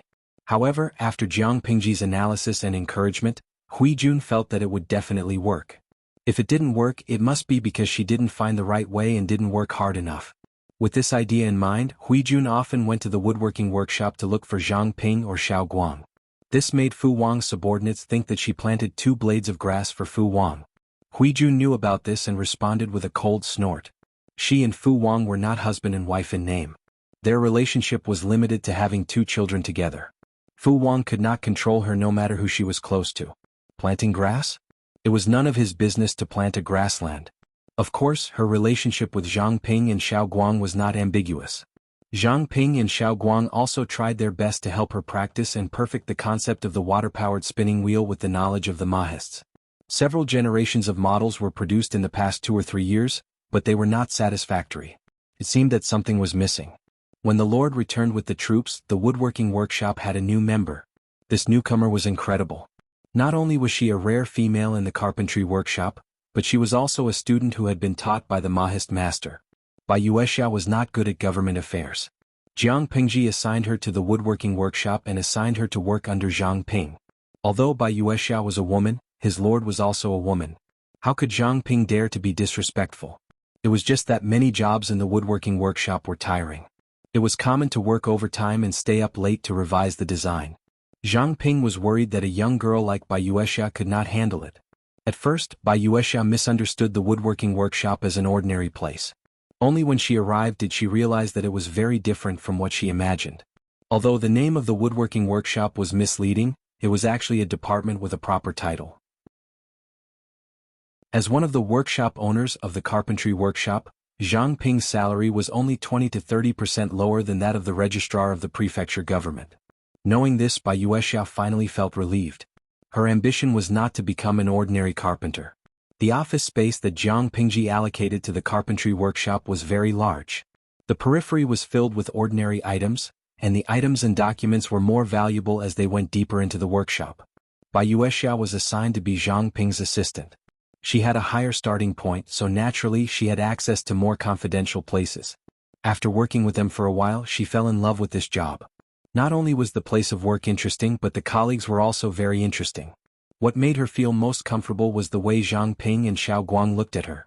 The latter's eyes revealed a bit of strangeness when he first saw her, but the former completely treated her like an ordinary girl, as if he didn't notice the ugly birthmark that took up most of her face. Just this alone was enough to win her favor. When Bai Ning heard his daughter mention the name of another unfamiliar man, he immediately began to plan. If Zhang Ping didn't have a family, he would be a good son-in-law. Little did he know that it was not that Zhang Ping didn't notice Bai Yuexia's birthmark. He was so calm because he had a problem with his aesthetic standards. Why did Wei Xi want to sell Zhang Ping to Bai Yuexia so that Bai Yuexia would not covet Jiang Pingji? Because he knew that Zhang Ping didn't judge a person's beauty by their face, but by their hands. Zhang Ping didn't hear it wrong. Zhang Ping's standard for beauty was the hands, not the face. Why was Zhang Ping so obsessed with his wife, Crane, and still single after so many years? Not only because he liked to be single, but there was another important reason. The only two pairs of hands that he liked were his own and Wei Xi's. Wei Xi was male, not female, and he was also his best friend. Zhang Ping couldn't possibly attack him with a disease, right? Wei Xi noticed Bai Yuexia's hands. According to the aesthetic standards of a mechanical otaku, the hands could score 95 out of 100. Zhang Ping was blind and had facial blindness. Bai Yuexia looked like a fairy, so he couldn't appreciate it. After a few days, Zhang Ping noticed the new assistant. As an otaku who was close to the level of a great magister, he felt moved for the first time. Looking at those hands, he felt a feather gently tickling his heart. The unfamiliar feeling made him confused and helpless. However, Zhang Ping's personality was not much more outgoing than Wei Xi's. He was obsessed with carpentry and didn't know how to express his feelings. In the eyes of outsiders and Bai Yuexia, Zhang Ping was just a qualified and friendly superior. One day, Zhang Ping was modifying the latest version of the hydraulic spinning wheel. This version of the spinning wheel was very close to the ideal state, but something went wrong and there were always problems when it ran. Zhang Ping and Hui Jun racked their brains over this problem until Bai Yuexia's words woke them up. After the modification, the hydraulic spinning wheel could smoothly use the power of water. There were no problems when it ran for a while. Although the single efficiency was still not high and it couldn't be compared to manual spinning, if one person took care of more than 10 hydraulic spinning wheels, the efficiency would be like a runaway wild horse. When the good news reached Jiang Pingji's ears, the whole streaming room was in an uproar. Their streamer usually didn't make a sound, but the slightest movement would cause a big problem. When they saw the ancient version of the hydraulic spinning wheel, the audience immediately took screenshots and rushed to the top searches. However, Zhang Ping wasn't very optimistic about it. Firstly, the efficiency didn't reach the expected figure. Secondly, the spinning wheel relied too much on water. Once the water flow reached the dry period, the spinning wheel was basically useless. It was too unstable. It was better to use the original manpower. In addition, if spinning was completely replaced by hydraulic spinning, it would have a big impact on ordinary farmers. It was fine to make it for fun, but it was almost impossible to promote it on a large scale. Jiang Pingji had already made a decision, but she wanted her subordinates to use their own brains. Then tell me your opinion? Although Zhang Ping was a technical otaku, it didn't mean that he didn't pass the cultural class. He just wasn't as proficient as Wei Xi and the others. I think there are 4 problems with this. First, although the people's lives have improved, the clothes they wear aren't expensive and the demand isn't high. The output of ordinary households is roughly equal to the demand.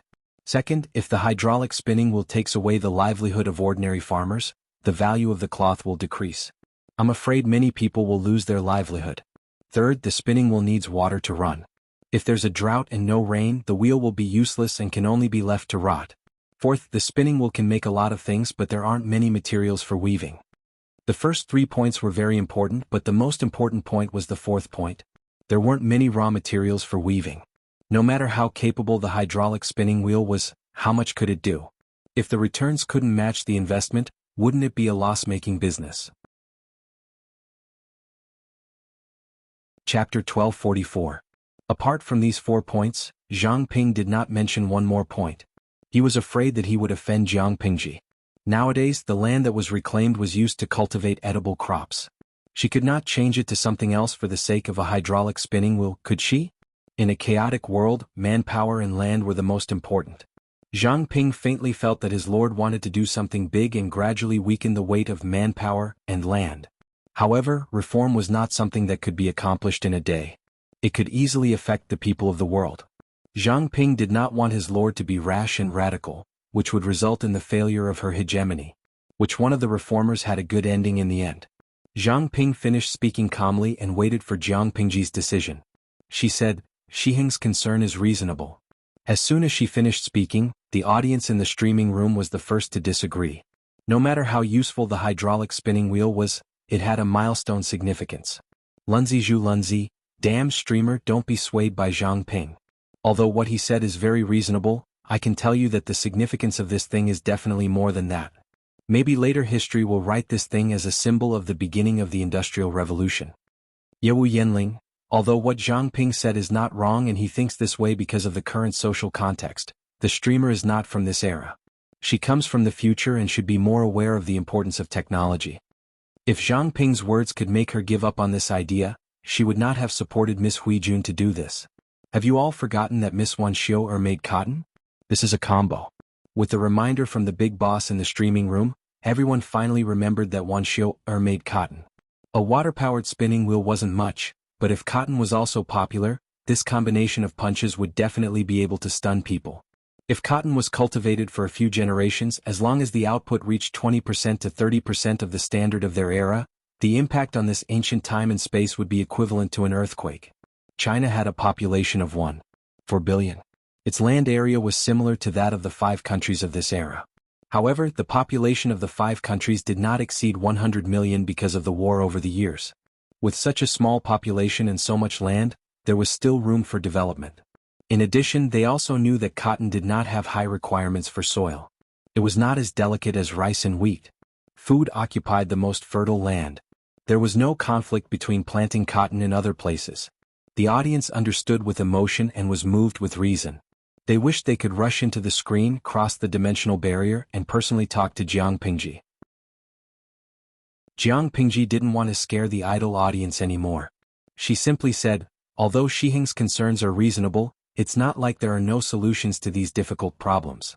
Shiheng, my current ambition is to let all the people in the world be able to wear warm clothes and eat their fill. This thing is very useful. Zhang Ping looked at Jiang Pingji. He had always been face-blind, but when he saw the expression on his lord's face, he suddenly understood what Wei Ci had said. Wei Ci had said that when the Lord talked about serious matters, her eyes would shine, as if they could see through time and see the future.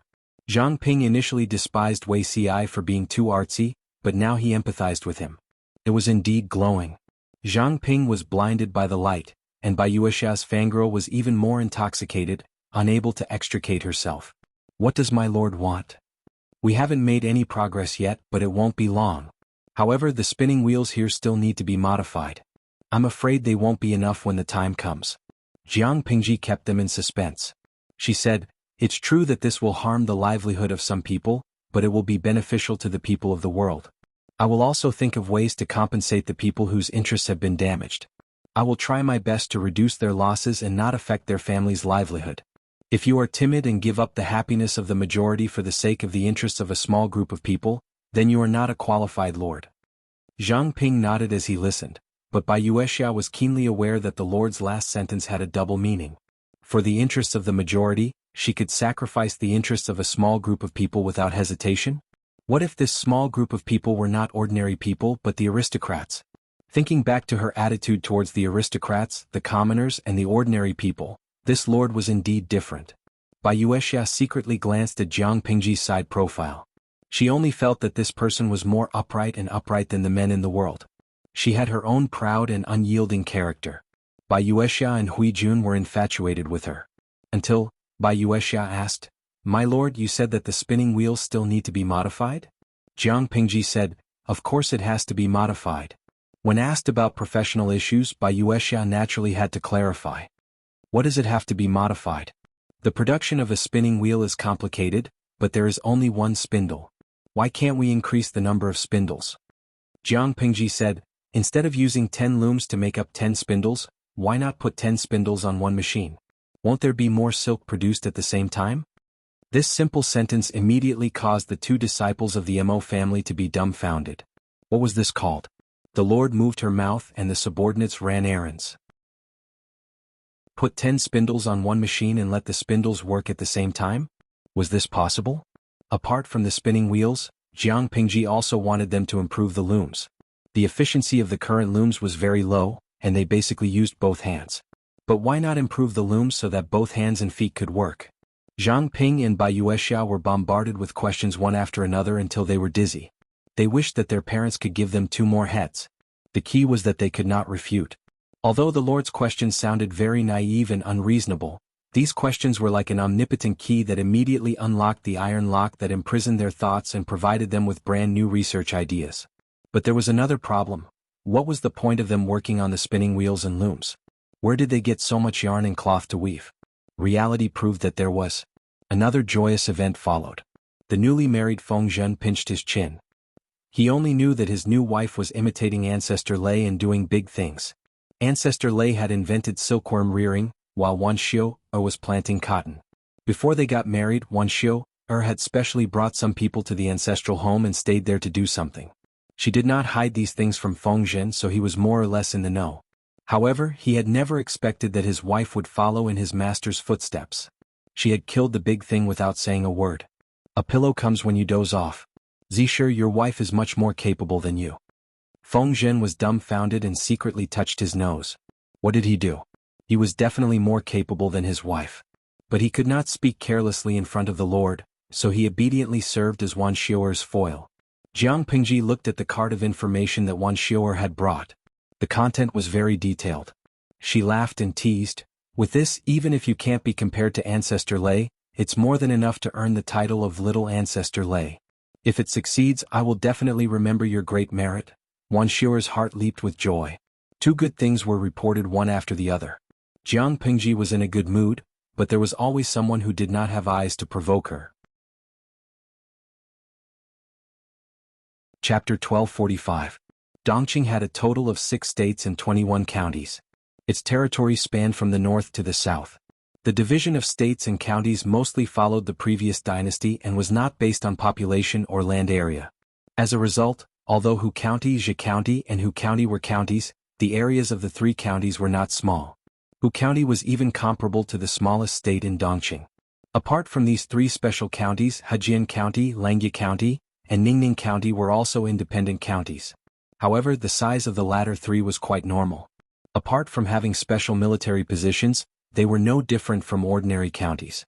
Langye County had already fallen under Huang Song's rule. Ningning County was located in the south and had previously submitted to Su Bei. Ever since Jiang Pingji had gotten rid of Su Bei, although she hadn't mobilized her troops in Gongning County, the local aristocrats were very tactful and didn't dare to cause a ruckus. It was useless for them to make a ruckus. Jiangning County was attached to a high mountain range. Although it was a beautiful place, it did not produce much food. Jiang Pingji sent troops to choke off all the grain and trade routes in Jiangning County. She could starve hundreds of thousands of people in Jiangning County to death. There were many aristocratic families in Yunning County. They saw that Jiang Pingji was not someone to be trifled with, so they did not go against the law and fight her head-on. Instead, they chose to give in. Among the 3 counties, Hejian County was the only one without a ruler. It wasn't that Hejian County didn't want to rely on any vassal. It was just that the geography of Hejian County was a bit awkward. It was located on the pulse arteries of Wanzhou, Haozhou, and Sangzhou. It was an important position that could be used to attack or defend. Before the spring plowing, neither Jiang Pingji nor Huang Song dared to mobilize their troops in Hejian County. Once the troops were mobilized, it would be a great war. If the spring plowing was ruined, not only would the interests of the 2 feudal vassals be harmed, but the people under their rule would also be harmed. Wars could be fought at any time, but the commoners only had one chance to farm. If they missed the opportunity, they would have to endure hunger for an entire year. Apart from that, Hejian County had another significance to Jiang Pingji. All the members of the Lu family lived in Hejian County. The bad news Jiang Pingji received was none other than the fact that Hejian County had been raided by Huang Song's army and had quietly changed hands in the middle of the night. When the bad news reached Jiang Pingji's ears, she was happy about the progress of the spinning wheel and the cotton. It was as if a bucket of cold water had been poured over her. Those who were familiar with Jiang Pingji did not dare to look at her expression. How did Hejian County fall? After the battle between Su and Pei ended, Jiang Pingji and Huang Song tacitly dispatched troops to guard the northern and southern borders of Hejian County. Neither side gave in to the other. The 2 sides maintained a delicate balance. No one dared to make the first move. They could only dispatch many scouts to investigate the enemy's situation. They had to grasp the military situation as soon as possible. Under such circumstances, Jiang Pingji did not know what the guards were doing. Huang Song had already sent his troops to conquer the whole of Hejian County, but the defending general was slow to react. It was already too late. If he didn't give her a convincing reason, she would definitely punish him. Although Jiang Pingji was usually easy to get along with, once she got angry, how could a lowly messenger be able to withstand her power? Without any hesitation, he revealed everything that had happened. After he finished speaking, the messenger soldier trembled and half knelt down to beg for forgiveness. The atmosphere at the scene was extremely solemn. Chiguan rang Wei Ci, and the others secretly glanced at their lord from the corner of their eyes. They were mentally prepared for their lord to flip the table, curse Huang Song's ancestors. Even if they lost control of themselves, they could still suppress this matter. Unexpectedly, Jiang Pingji's self-restraint was excellent. Apart from her somewhat gloomy expression, she did not show any extreme emotions. Hejian's Zhang? Jiang Pingji sneered coldly. Her eyes flashed with murderous intent. They really got away with it back then.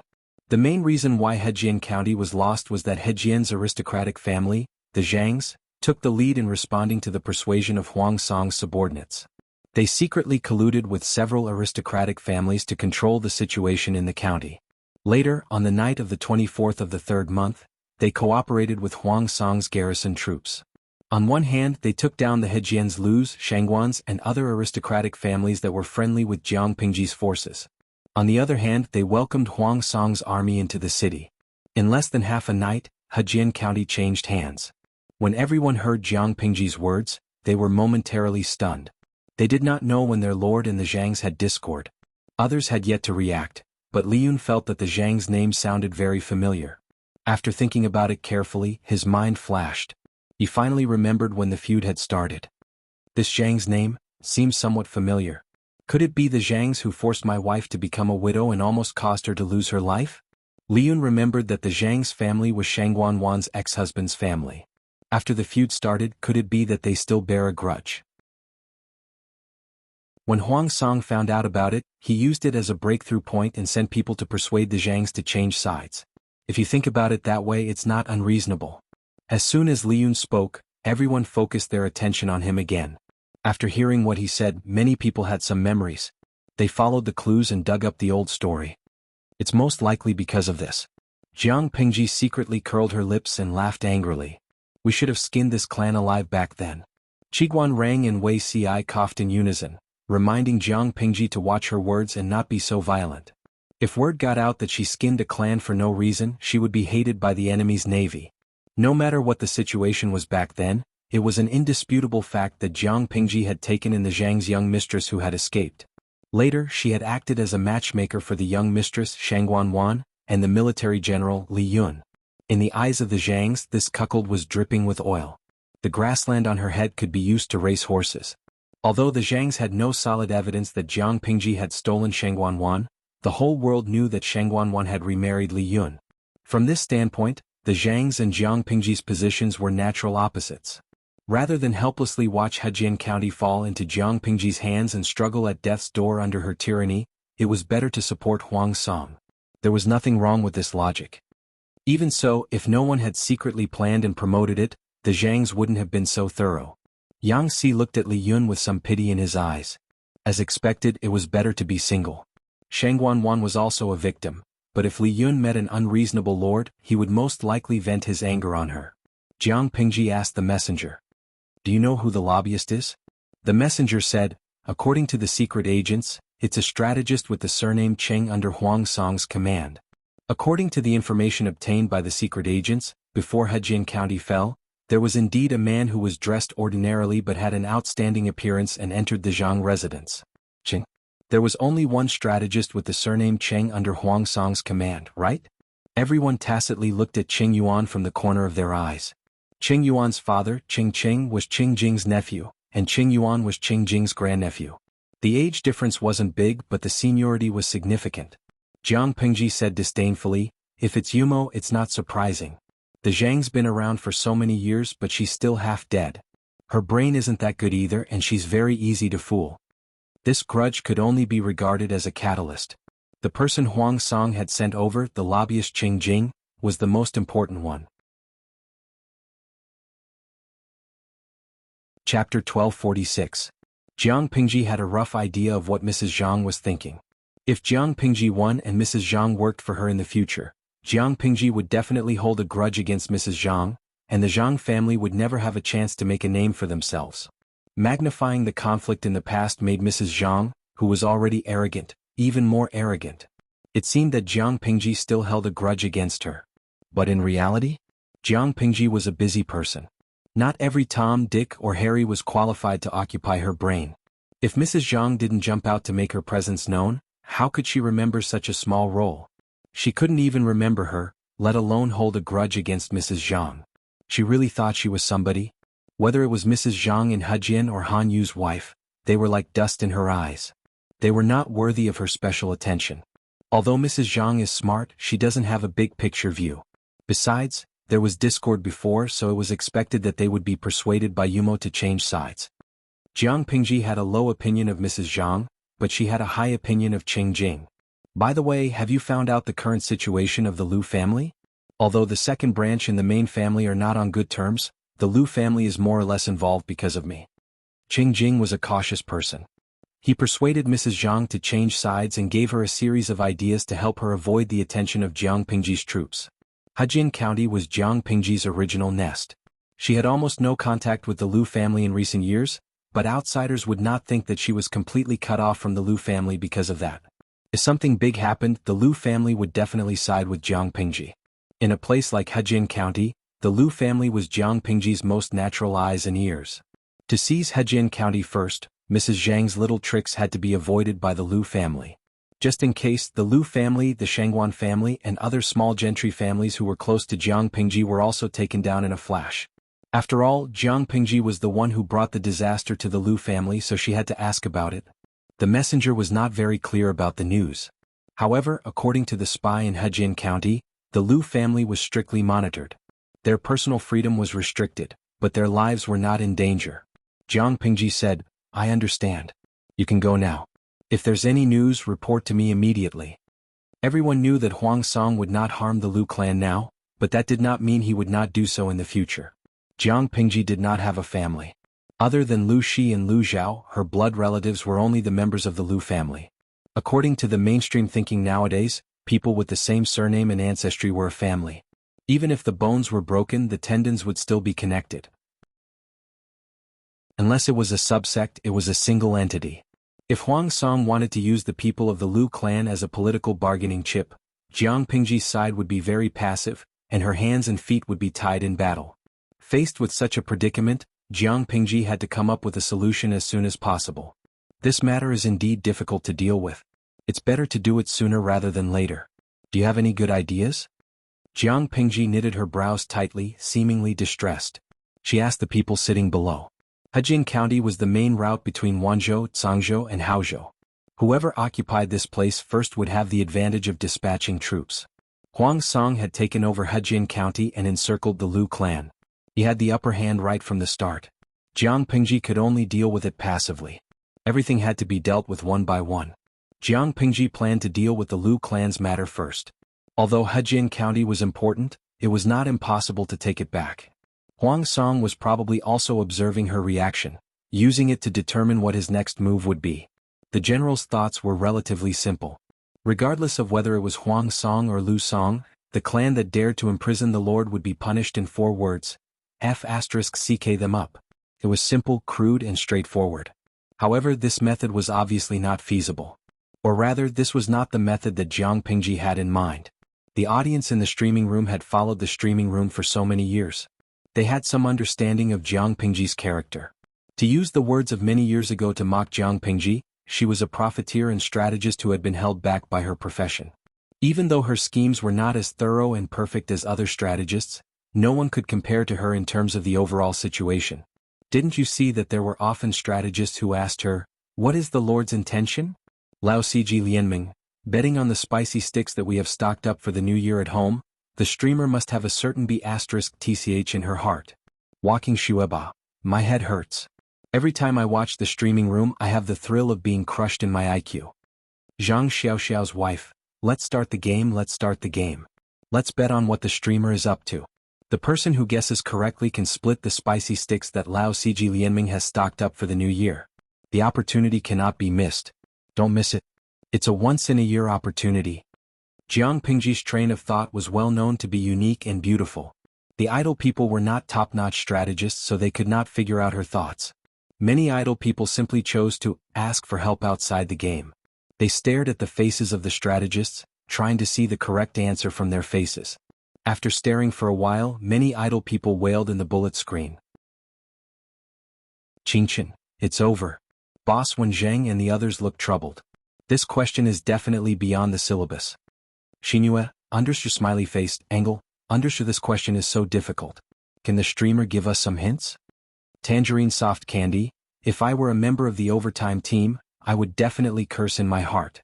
I feel that the streamer already has an idea, but she refuses to say it directly. Instead, she wants to make it difficult for the big shots to guess a game that they can't guess. Guess your sister. What's there to say that can't be said in front of everyone? Why do you have to keep people guessing? What a waste of time and effort. Thinking about it carefully, it seemed that many leaders had such a bad habit. This made it difficult for the subordinates. At this moment, the idle people noticed that Yang Si, who was sitting in the second row, relaxed his brows. His gaze was deep and complicated. Ziwa Tianyi? My cutie Rong Rong seems to have solved the answer. While the audience in the streaming room chatted, people raised suggestions one after another. However, most of them were not feasible and were rejected by Jiang Pingji. Everyone was in a dilemma. Even C.I. Marin, who was known as the flower of understanding, was frowning. He did not know how to deal with it. Is there no other way? At this moment, Yang Si stepped forward and cupped his hands in front of his chest. He proposed a bad idea that struck everyone present like lightning. He said, I have a plan, but I don't know if I should say it. It's better to eliminate this disaster from the root. Jiang Pingji said, speak. Yang Si said, I think it's better to eliminate this disaster from the root. Jiang Pingji's interest was piqued, but her expression remained calm. She asked in detail, how? My lord was born in the Lu family of Hejian. The rise and fall of honor and disgrace are one with the clan. If the clan prospers, my lord will prosper. If the clan declines, my lord will lose face. Now that the Lu family has encountered this disaster, half of the responsibility lies with my lord. You should step forward to solve this matter and protect the clan. However, the situation in the world is grim. Not only do you have to worry about the clan, but you also have to worry about the people under your rule. You can't act recklessly for your own selfishness. Yang Si spoke in a rhythmic tone. Everyone frowned when they heard him. Their lord had always disliked listening to this nonsense. If she had such a good relationship with the Lu family, why would they not contact each other for so many years? She had never helped any member of the Lu family. Chapter 1247. Everyone was suspicious. Jiang Pingji patiently asked Yang Si, does Jing Rong have any wise ideas? Yang Si changed the topic. In my opinion, my lord, you might as well bear the pain and form your own clan. Even if you are reluctant, this will not only protect the Lu clan, but it will also prevent Huang Song from harming them. At the same time, it will also prevent my lord from being afraid of the slightest thing. As soon as he finished speaking, Jiang Pingji decisively rejected his suggestion.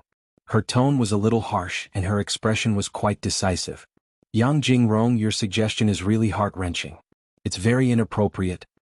In this era where the clan was supreme, splitting the clan was the most important thing. Unless they had no other choice, very few people would choose to split the clan.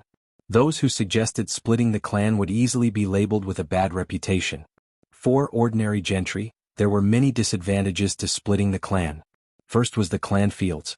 The common land shared by the clan members was divided into more than 10 categories, such as fields for ancestral halls, fields for temples, fields for graves, fields for sacrifices, fields for charity, fields for learning. Every clan member could enjoy the benefits of the fields. It was somewhat similar to the family property that the idle viewers knew. If the clan split, they could not enjoy this part of the benefits. They could only take their private property with them. Second was the clan school. After the clan split, unless there were special circumstances, the people who split were not entitled to free education. It was not easy to study in this era. Learning was a benefit that only a certain class could enjoy. Splitting the clan meant giving up this part of the right.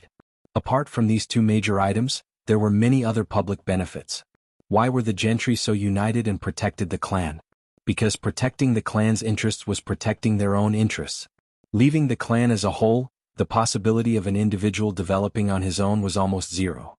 Therefore, many members of the branch families of the gentry lived in poverty and had no choice but to accept the subsistence aid given by the clan. Even so, they still regarded themselves as a cut above others, because they were born to enjoy the benefits that ordinary people could not enjoy. This was their inherent privilege. Jiang Pingji was not an ordinary person. Splitting the clan would not affect her, but according to the current mainstream thinking, splitting the clan was wrong. Wei Yin was sick. Little Rongrong's suggestion is fine, right? The streamer looks so fierce. I've never seen her so fierce. Tudu Feiqiu, the person above is still too young. The streamer's anger on the surface is definitely not real. When Jiang Pingji is really angry, can ordinary people withstand that aura? They could feel the murderous aura even though they were separated by planes. Sovereign descends the world. Splitting a sect is the same as splitting a family, right? It's not a big deal. Wei Yuchenhuang, how can splitting a sect be the same as splitting a family? The latter was just to live a simple life, while the former was to cut off the ancestral genealogy. In ancient times, if it wasn't for a very strong reason, people would definitely criticize them. The ancient people cared a lot about face. Many salted fish felt that Yang Xi's suggestion was to roast Jiang Pingji over the fire. The bullet screen in the streaming room was in a heated discussion. Jiang Pingji also had new developments. Yang Xi seemed to be determined to fight with her. He tried his best to persuade her, looking as if he would not let her go if she did not agree. My lord, this is an extremely urgent matter. How can you hesitate? If we want to break out of this situation without bloodshed, splitting the sect is definitely the best way. Yang Xi tried to persuade her again and again, but Jiang Pingji said no, so he changed his method of coaxing her. After a few rounds, Jiang Pingji's tough attitude softened. Seeing this, if the crowd still did not understand, there was really something wrong with their intelligence. Wei Ci stepped forward and said, I think that although Jing Rong's words are inappropriate, it is also the safest method at the moment. My lord is not only a member of the Lu family, but also the common ruler of millions of people in the 4 prefectures. How can you disregard the safety of millions of people for your own selfish reasons? My lord is really doing this for the good of the Lu family. At this time she should cut the Gordian knot with a knife. Splitting the sect. After splitting the sect, Jiang Pingji and the Lu family would not have much of a relationship. Huang Song could not use the Lu family to threaten her. As long as the Lu family did not make a big mistake and was caught by Huang Song, the lives of the old and young of the family would be guaranteed. Wei Ci jumped out to speak. Qiguan Rang and Feng Zhen also added fuel to the fire. Although Feng Jin and Qing Yuan were a beat slower, they also followed suit. The current situation had become that everyone was forcing Jiang Pingji to split the sect, but she missed the clan and could not bear to part with her kin, so she refused to comply. After confronting for half a quarter of an hour, Jiang Pingji still gave in under pressure. Gave in under pressure? Their streamer gave in? Did the sun rise from the west? The idle people in the streaming room were dumbfounded. When everyone ganged up on them, they thought that these subordinates were going to rebel. They dared to force their streamer. Unforgivable. They turned their heads and carefully recalled the contents of the conversation. Only then did they realize, this was a King shameless show. Flips the table. Swoosh. Swoosh. Tudu Feiqiu, the streamer and her overtime team have once again broken the bottom line. It was clear that they wanted to kick the Lu family aside and work alone. How did it become the Lu family bearing the pain of splitting the sect? I dare to bet 10 packs of spicy sticks. The streamer's face is very sad, but she is already laughing in her heart. Gui Kai Guo Fengxiu? Hee blossoming? It should be the blossoming of 100 flowers. I can wake up laughing in the middle of the night. They are still too young.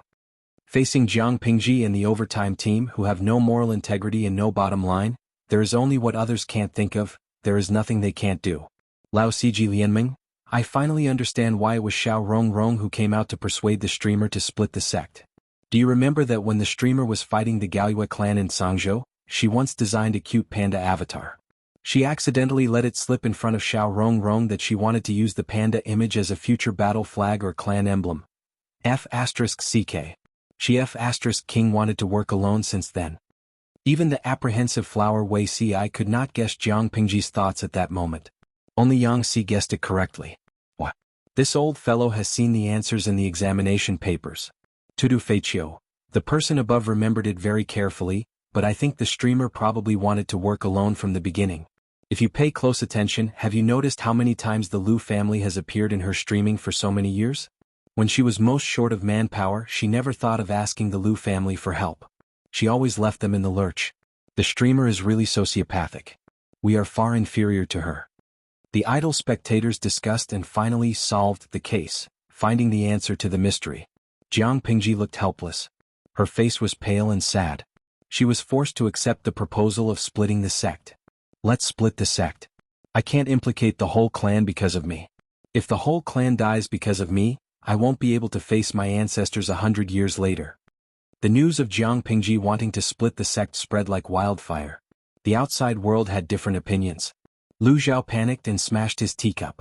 The matter of splitting the sect is very important. Sister, do you need to inform father? Jiang Pingji looked at the greenery outside the window and smiled. Chapter 1248. Split it from my sister? Lu Zhao was shocked as if he was stunned by Jiang Pingji's words. If they split it from Jiang Pingji, wouldn't it be equivalent to her leaving the family with nothing? From an outsider's point of view, Jiang Pingji's father and brothers were still alive, and Lu Zhao was still unmarried. Such a division would be criticized. Jiang Pingji had her own reasons. From her point of view, she did it for the good of Lu Shi and Lu Zhao. She explained, if Bogeo hadn't suddenly attacked Hejing County and imprisoned the Lu clan, I wouldn't have to do this. Splitting the family is a big deal. I'm a female in the clan, so it's not a big deal. My father is the head of the second branch, and you're the only male descendant of the second branch. How can you just split the family? After thinking about it, I decided to split it by myself. If Bogeo knows about this, he won't target the Lu clan anymore. Jiang Pingji mentioned the word female again. According to the current trend, women were born to marry. Although they didn't have to change their names, they had to use their husband's family name in front of them. For example, Qiguan Rang's wife's surname was Wei, and she was addressed as Qiguan Weisher. From this point of view, although Jiang Pingji would leave the family with nothing, it could also be regarded as marrying out in advance. Anyway, she was a woman, and sooner or later women had to marry and become part of someone else's family. It didn't seem to matter much whether Jiang Pingji split the family or not. Jiang Pingji didn't care, but Lu Shi and Lu Zhao were different. My grudge with Bogeo was caused by me. How can I implicate my father in the clan? Moreover, time is of the essence, and I don't have extra time to inform my father. If I specifically inform him to discuss the division, it'll be too late. After thinking about it, it's safer to start with me. Jiang Pingji's words made sense, and Lu Zhao couldn't find a way to refute her. Because Jiang Pingji always considered Lu Shi his father and the Lu clan. There was nothing wrong with her logic. However, Lu Zhao knew very well that the person in front of him wouldn't be so kind. Splitting the family was probably an idea she had been plotting for a long time. Huang Song seemed to be attacking her, but he didn't know that it was a good opportunity to help her succeed. Jiang Pingji saw that Lu Zhao looked worried, and she asked him with a smile. Zhao, are you worried? Lu Zhao said, Elder sister, you're wise and resourceful. Others might think of one step, but you've already taken 100 steps. What's there for me to worry about? Although Jiang Pingji did not treat Lu Zhao as a blood relative, she still included him under her wing and protected him as a younger brother. There are some things that I'm not afraid to tell you. She said, although you like to have fun, you've also read a lot of books. You should know that there's a saying that goes, the tail is bound to be broken, but the tail is too big to fall. The Lu clan was very peaceful now, but that was only for now. How could they maintain their original intentions in the future? For the sake of eradicating future threats and also to protect the Lu clan, there are some powers that they shouldn't touch. The power of power was too great. Anyone in front of it would become unrecognizable. Jiang Pingji did not change because she looked down on it. Among the power in the world, she was only interested in the position of the Marshal of the Federation. She wouldn't change her mind, but Madame Lu might not. Lu Zhao's expression was extremely complicated. In the end, he forced a smile and tried to smooth things over. Sister, you've thought far ahead. I'm ashamed of myself. Others misunderstood that Jiang Pingji was doing this for the good of the Lu family, but Lu Zhao knew very well that it was a preparation for a showdown in the future. Since Lu Zhao didn't have any opinions, the others were even less qualified to express their opinions. Old Master Lu Shi, who was most qualified to voice his opinion, was still enjoying his retirement in Chongzhou. When there is no tiger in the mountain, the monkey will be the king. Jiang Pingji had the final say in everything. The matter of the separation of the schools flew out of Wanzhou. All the scholars in the world were shocked, and Huang Song was even more shocked and angry. He flipped over 2 tables in private. She chose to split into schools? Huang Song's eyes widened in shock. After a while he smiled bitterly and said, Lanting's tactics are really surprising. She doesn't want to be at a disadvantage. As soon as Madame Lu fell into my hands, she immediately chose to sever all ties with her. If it was an ordinary branch, the steps would be very complicated. It would require the clan leader and the clan elders to open the ancestral hall and invite out the clan records. There would be a lot of twists and turns. Now that the entire Lu clan had been captured by Huang Song, it was naturally impossible for them to open an ancestral shrine and request for a genealogical record. Extraordinary circumstances require extraordinary measures. Special circumstances require special treatment. Jiang Pingji's announcement to the world's branches had a similar effect. Huang Song originally wanted to use Madame Lu as a trump card to restrain Jiang Pingji, but he didn't expect her to be so decisive. Cutting a tangled knot with a knife, Master Lanting's temperament is indeed incomparable to that of ordinary people. Qing Jing shook his head when he heard that. It was his idea to seize Hejian County and confine Madame Lu. Everything was going well, but who knew that Jiang Pingji would act irrationally and directly choose to split into schools to draw a clear line? If she were a man, I'm afraid she would be criticized for her actions. Unfortunately, she's a woman. Jiang Pingji had suffered for so many years because of her gender. Finally, she gained an advantage. Huang Song said regretfully, "Now we can't use Madame Lu to restrain her." Qing Jing shook his head and said, "As long as Madame Lu doesn't take the initiative to cause trouble, I'm afraid the Lord can't do anything to them. If Madame Lu wasn't a gentry family, killing them would not be a big deal. At most, it would make Jiang Pingji hate them. However, Madame Lu was a proper gentry family. No gentry family in the world would agree to kill them without a good excuse." Thinking back to the past, when Jiang Pingji reorganized the gentry families in Chongzhou, she also put a lot of *T on them before taking action. Feng Ju asked, "Does the Lu family know about this news?" Qing Jing answered, "Probably not yet, but they will know soon." Madame Lu's people were all imprisoned in the clan land. Their range of activities was restricted, so it was not easy for them to receive news from the outside world. They would only know about Jiang Pingji's division after a while. Feng Ju said, "If Madame Lu knows about this, I wonder how she will react."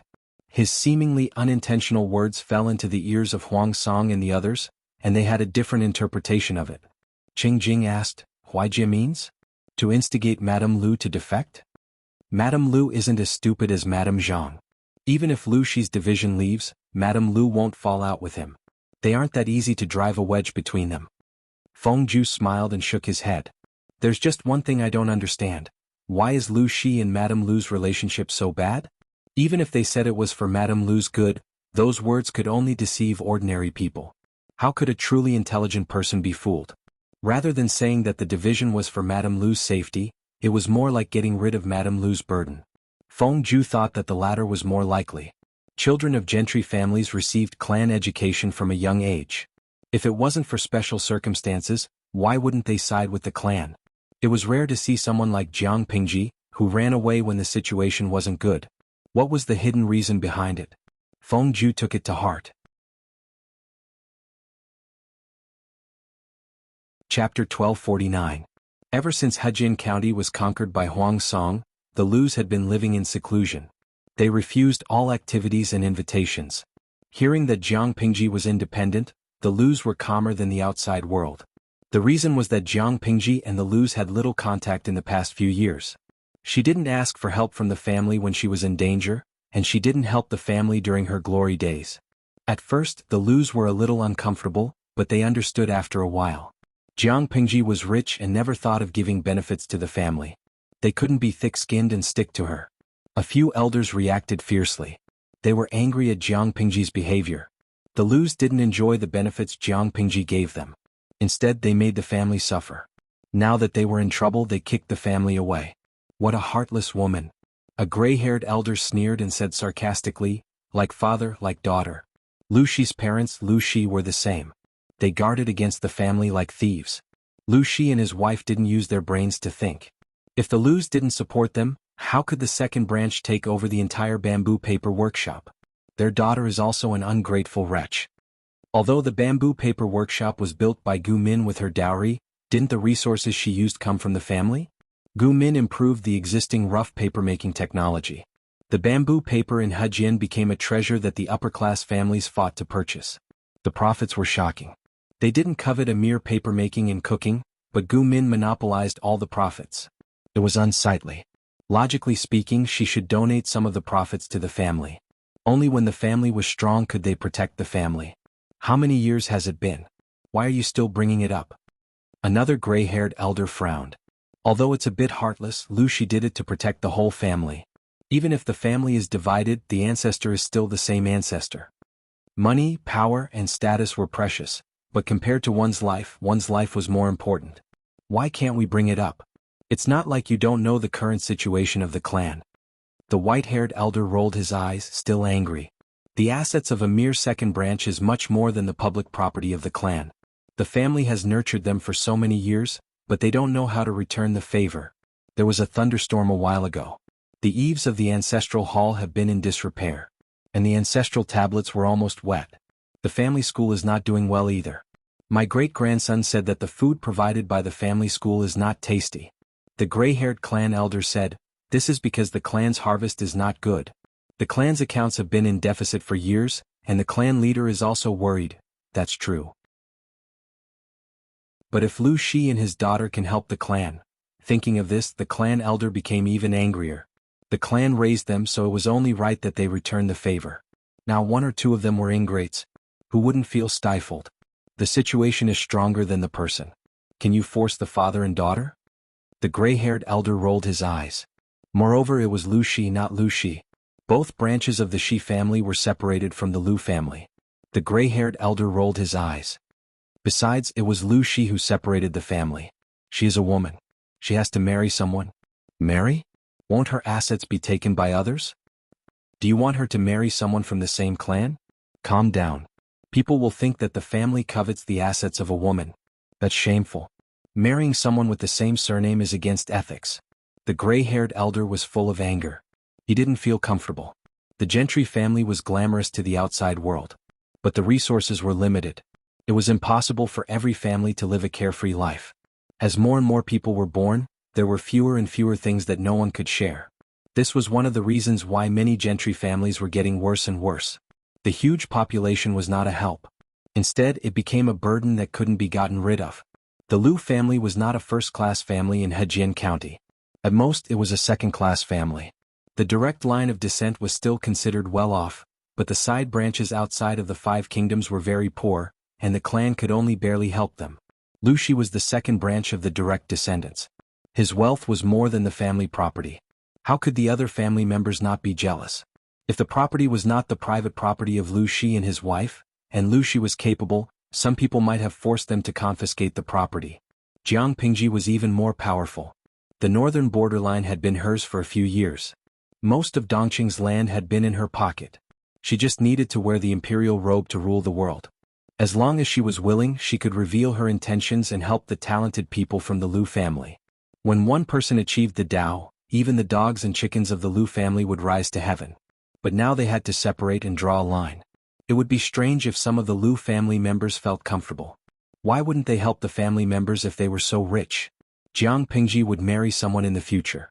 Wouldn't it be better to help the family members than outsiders? Even if they knew it was wrong and shameful, they couldn't accept it emotionally. The two elders talked for a while. Their brows were furrowed with worry. They were worried, but Lu Zhai, the leader of the Lu family and Lu Shi's elder brother, was even more worried. Ever since Jiang Pingji and Huang Song stationed their troops in the north and south of Hejian County and confronted each other, he knew his family was in trouble. He didn't expect the trouble to come so quickly and so urgently. The Zhang family in Hejian betrayed the Lu family, which caught him off guard. "Father, the children in the family are talking about it. Do we really not have to stop it?" Lu Heng, who was about to enter his 30s, frowned, leaving a shallow wrinkle between his brows. If Jiang Pingji was there, she might have lamented that time and tied wait for no man. Lu Heng, who was elegant and funny in the past, was now a mature and steady middle-aged man. "How do you explain it?" Lu Zhai was worried. "Let them be." Lu Zhai was much older than Lu Shi.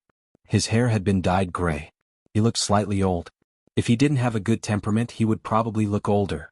"If I don't do anything, my cousin will really break with the family." Lu Heng still liked his cousin very much. But after the incident at the flower festival when she was 12, her personality changed drastically. Not only did she not get close to him, but she also didn't give him gifts during the 4 seasons and 8 festivals. The relationship between the first and second branch had become as thin as plain water. Lu Zhai smiled bitterly. Break up a long time ago. That year, when my second brother went to Hu County, He asked his relatives to move out of the family land. From then on we didn't have any contact. I'm not surprised that Lanting took the opportunity to break up with the family. As he spoke, there was a sound of crutches hitting the ground and many footsteps. What's wrong? You're blaming me now?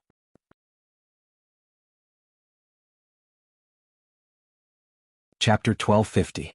Lu Zhai heard his mother's words and quickly got up to greet her. He humbled himself, but the old lord did not let it go. Lu Zhai had to explain himself. Mother, you are putting me in a difficult position. When have I ever complained about you? Lu Heng also stood up to greet his grandmother. With the help of the father and son, the old lady sat down in the seat of honor. She had lived like a princess for many years. Although she was old, her skin was fair and she looked younger than her actual age. However, her face was slightly mean and her eyes were narrow and sharp.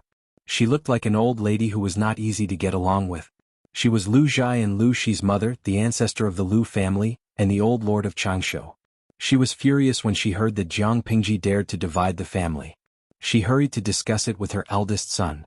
She did not expect to hear the conversation before she entered the door. She was even angrier. I heard that the second branch has an unfilial girl. The old lord was old, but his voice was loud. When he talked about his granddaughter, Jiang Pingji, who he had never met before, his expression became sharper. She is over 20 years old and still hasn't gotten married. Now she wants to divide the family? As the head of the family, why didn't you write a letter to reprimand her? How can you allow a girl to make a scene in front of you? Do you have any rules in your family? Lu Zhai could only smile bitterly. How would the old lord know the influence of the Lu family in the outside world? The ancestors of the Lu family had been glorious for a while, but they had been going downhill for the past 100 years. They were able to hang on to the second-rate position in Hejian mostly because of Lu Shi. Compared to Lu Shi, Jiang Pingji was more powerful. What could the Lu family do to make her obey? Mother, it is not as bad as you think. Lanting separated from the family for the sake of the family. Hejian County is now in Huang Song's hands. Huang Song and Lanting are rivals. If Lanting does not separate from the family and cut ties, Huang Song will use the lives of the Lu family to threaten Lanting. If she separates from the family, Huang Song will have no reason to do anything to the Lu family. This is also the child's filial piety, Lu Zhai said gently. She tried to persuade her mother.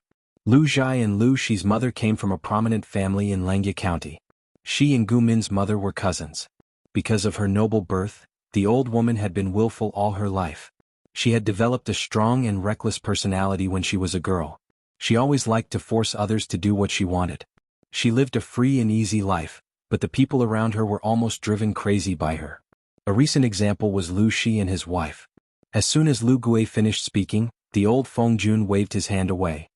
Stop saying nice things to that unfilial girl. It's fine to coax an idiot, but what's the use of coaxing me? Although this old woman is old, her mind is not muddled. Lu Shi is clearly unfilial to his elders and heartless to his clan. The old woman's eyes widened, revealing the whites of her eyes. Just looking at her made one shiver in fear. If she says that the sect will be independent, then the sect will be divided. Where will the face of the entire clan be? Gu Min really gave birth to AB****. First, she instigated her man to go against me, and now, she has raised an unfilial daughter that disgraces our clan. The old woman was raised with honor. She also heard that her granddaughter was capable, but she didn't like her. Instead, she hated her. It wasn't that Lu Shi was bad, but it was because of some old scores. The old woman and Gu Min's mother were cousins. They were equally important in the clan. At that time, the atmosphere between the sexes was still very open. It was normal for unmarried girls to have a sweetheart before marriage. When the old woman was young, she liked young and handsome scholars. Occasionally, she would have trysts with them under the moonlight. After all, she was born in a big clan. If her reputation was too bad before marriage, it would affect her marriage, so she was very careful. However, Gu Min's mother, her cousin, was more skillful.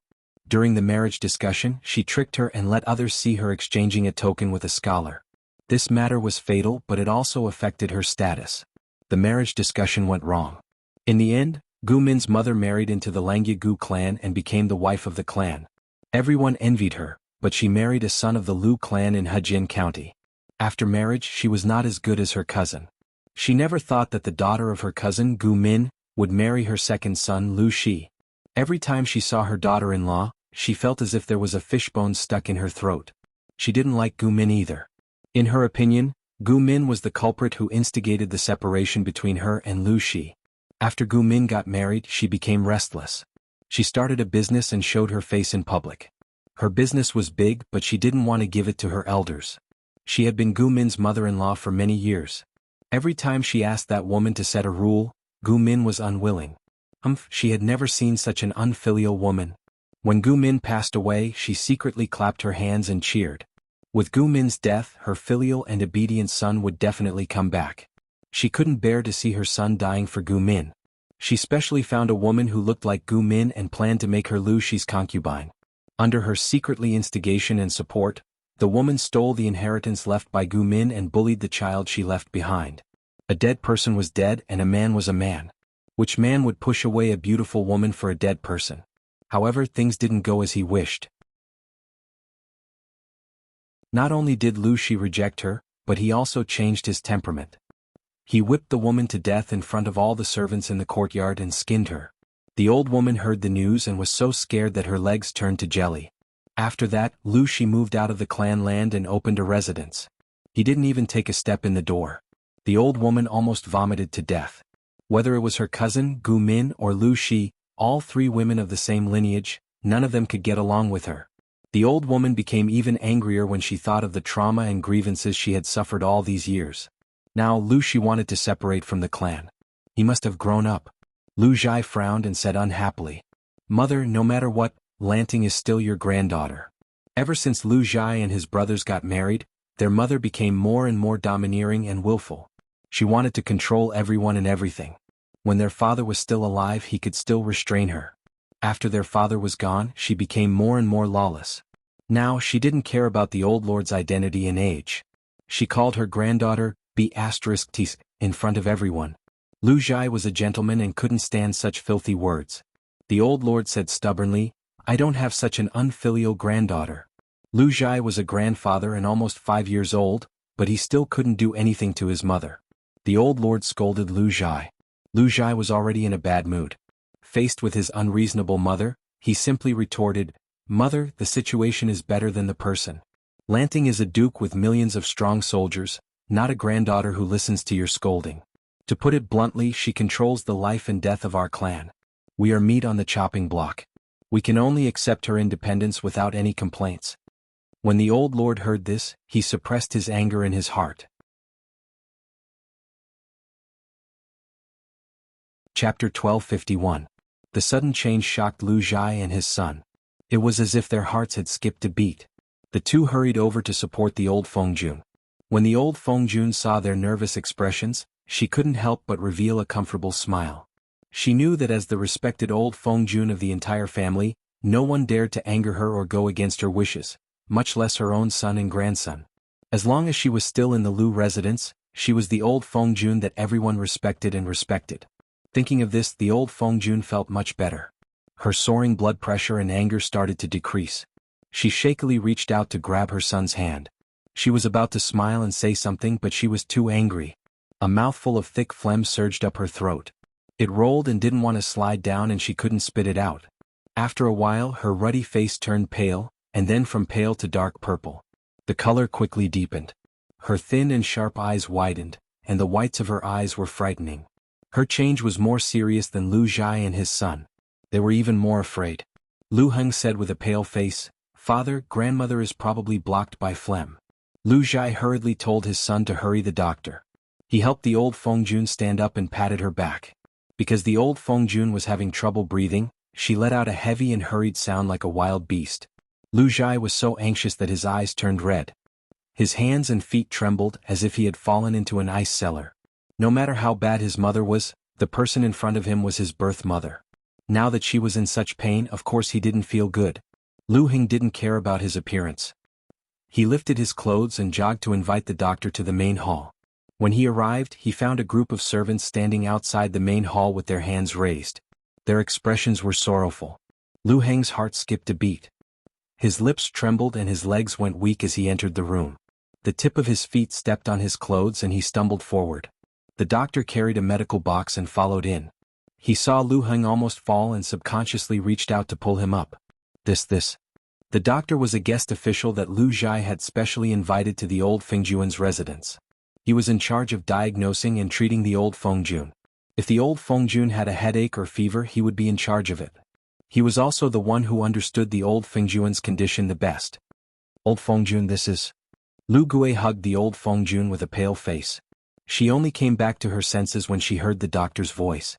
Quick, let mother take a look. Lu Zhai urged the doctor. The doctor glanced at the old Fengjuan's appearance and came to a conclusion in his heart. He still went forward to take the old Fengjuan's pulse. The skin he touched was much lower than that of an ordinary person. There was no pulse at all. The doctor lifted the old Fengjuan's eyelids to look at his pupils. Master, my condolences. He shook his head with a regretful expression. Lu Zhai's age could be considered to have entered old age, and it was best not to be struck by a sudden mishap and have one funeral turn into two. Thus, the doctor comforted Lu Zhai in a low voice. Old Fengjun is also a person of 70 years of age.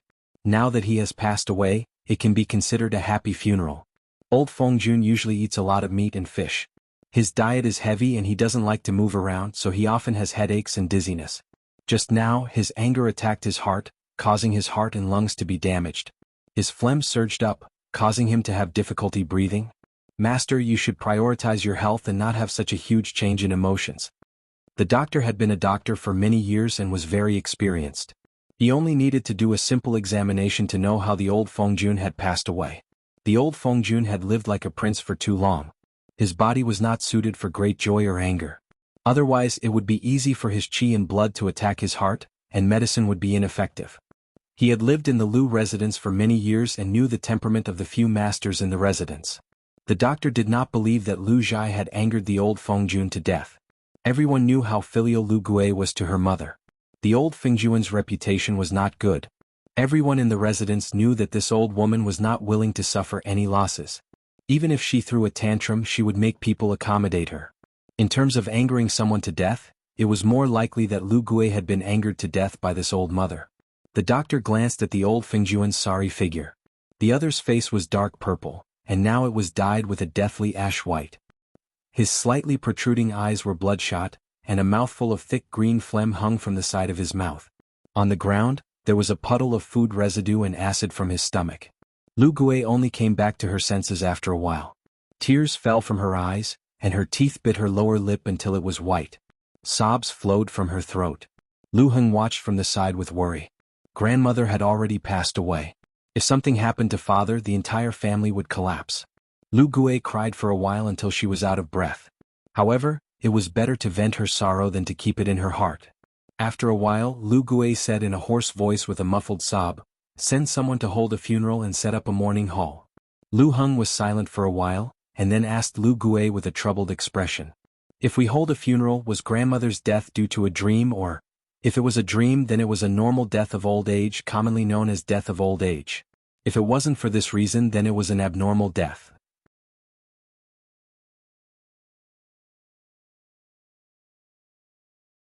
Chapter 1252. Suddenly hearing that the old lord had passed away, Feng Ju and Qing Jing's thoughts reached a high degree of unity. Take the opportunity to stir up trouble. There was much to be done here. However, Lu Zhai was shrewd.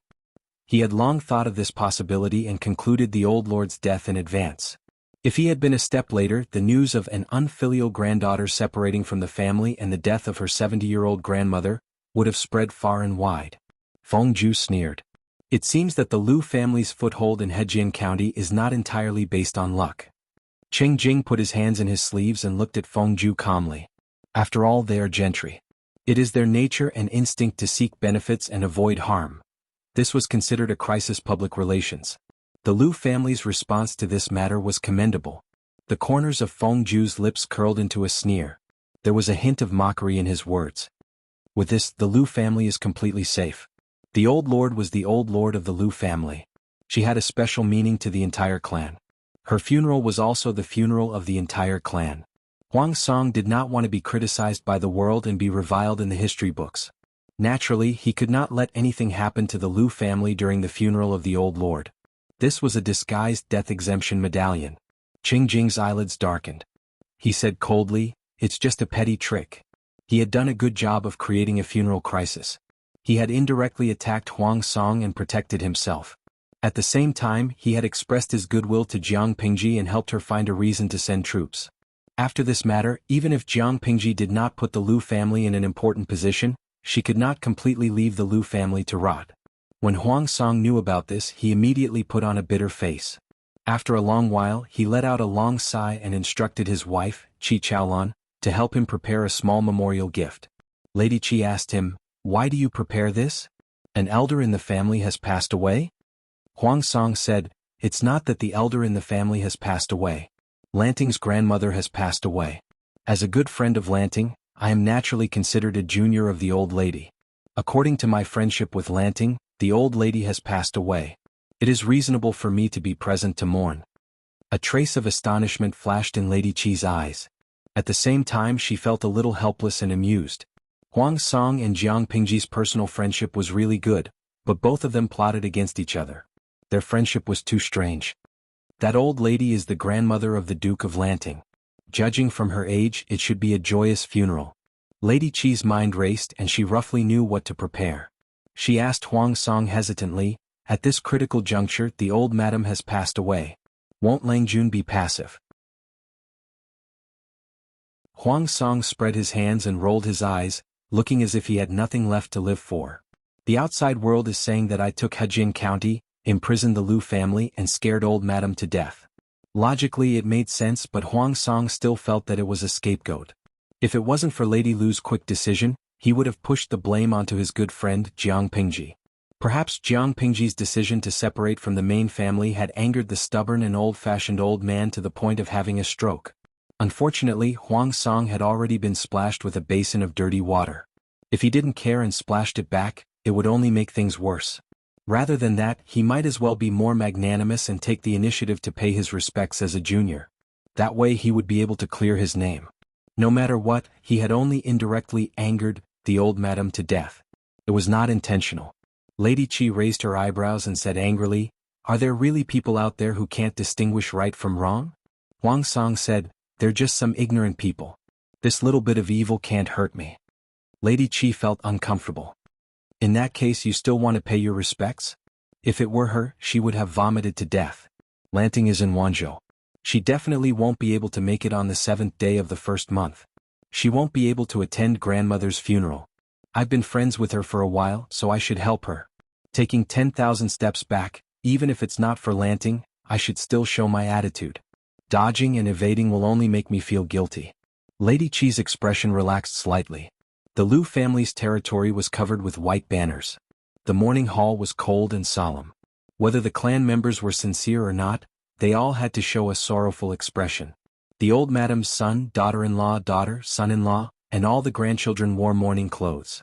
The sound of sobbing and mourning drifted out of the door and walls. When Huang Song came to pay his respects, many people felt that he was really asking for a beating. However, the situation was stronger than he was. Now that Hejin County was in Huang Song's hands, no one dared to confront him head-on.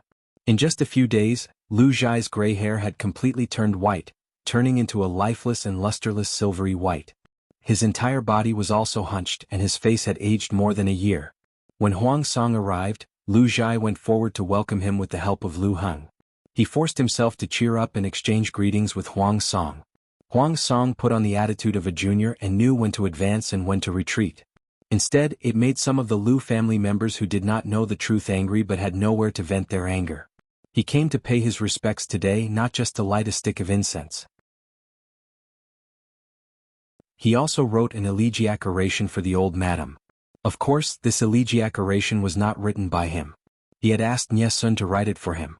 His literary talent was definitely not inferior to that of a famous Confucian scholar. After the elegiac oration, many people were sad and moved. The old madam's daughter and daughter-in-law wept with tears in their eyes. They were so sad that they could not restrain themselves. With this, Huang Song fiercely made a good impression on them and washed away most of the blame he carried. No matter how evil others were, they could not say it out loud. Since Hejin County had fallen, Jiang Pingji had sent troops to the front line. When the news of the old madam's death reached her, Jiang Pingji was stunned for a moment. She had no impression of this cheap grandmother.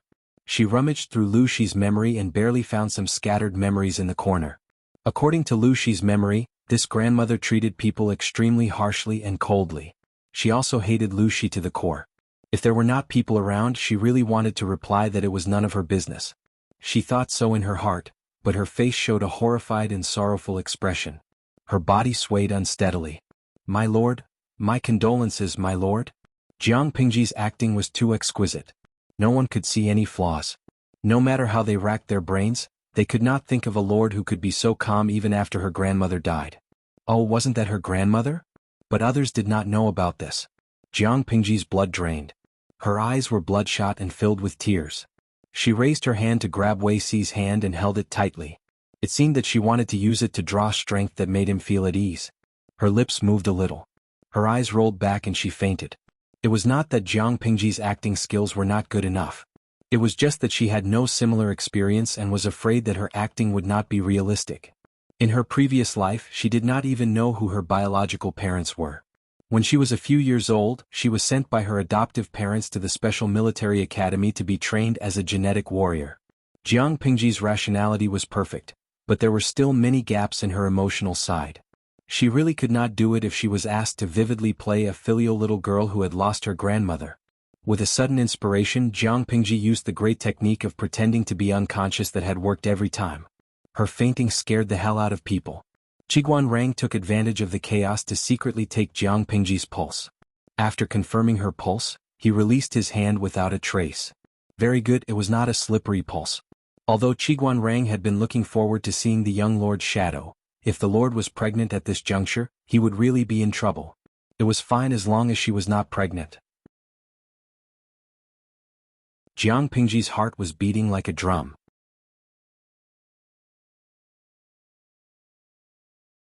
Chapter 1253. Of course, Qiguan Rang did not realize that she was pretending to be unconscious. Not only him but the others were also shocked. Not long after, the news that Jiang Pingji had suffered a huge blow from her grandmother's death and was bedridden spread, causing panic among the people.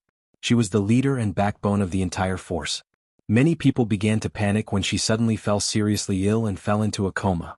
After the military doctor's diagnosis, he said that Jiang Pingji was too grief-stricken, which triggered a chronic illness. If she was not young, she might not have woken up. For the sake of her health and life, it was not advisable to rush about or worry about things. She should rest and recuperate in peace for 3 to 5 months. 3 to 5 months? It would be too late by then. When the generals and soldiers heard about this, their hearts felt cold. Their lord fell ill and the morale of the army was disrupted before victory was achieved. This was not a good sign. For a moment, the camp was filled with a depressing atmosphere. They were worried about Jiang Pingji's situation. At this time, a few generals stood up to reorganize the camp. Fu Wang took over the military power and encouraged the generals. The overall morale did not drop but rose. Their lord fell ill, they needed to pull themselves together and defend the land so that the enemy would not dare to invade. The morale of the army outside has stabilized? Jiang Pingji, who was rumored to be seriously ill and unconscious, was leaning on the table. She was in high spirits and had a ruddy complexion. She did not look like a sick person at all. Fu Wang said solemnly, "It has stabilized. The morale of the troops is high and they are training harder than before." Jiang Pingji nodded. Her thoughts could not help but return to that day. Everyone thought that she was really ill and they were all very anxious. However, they were smart people. After a while they realized that something was wrong.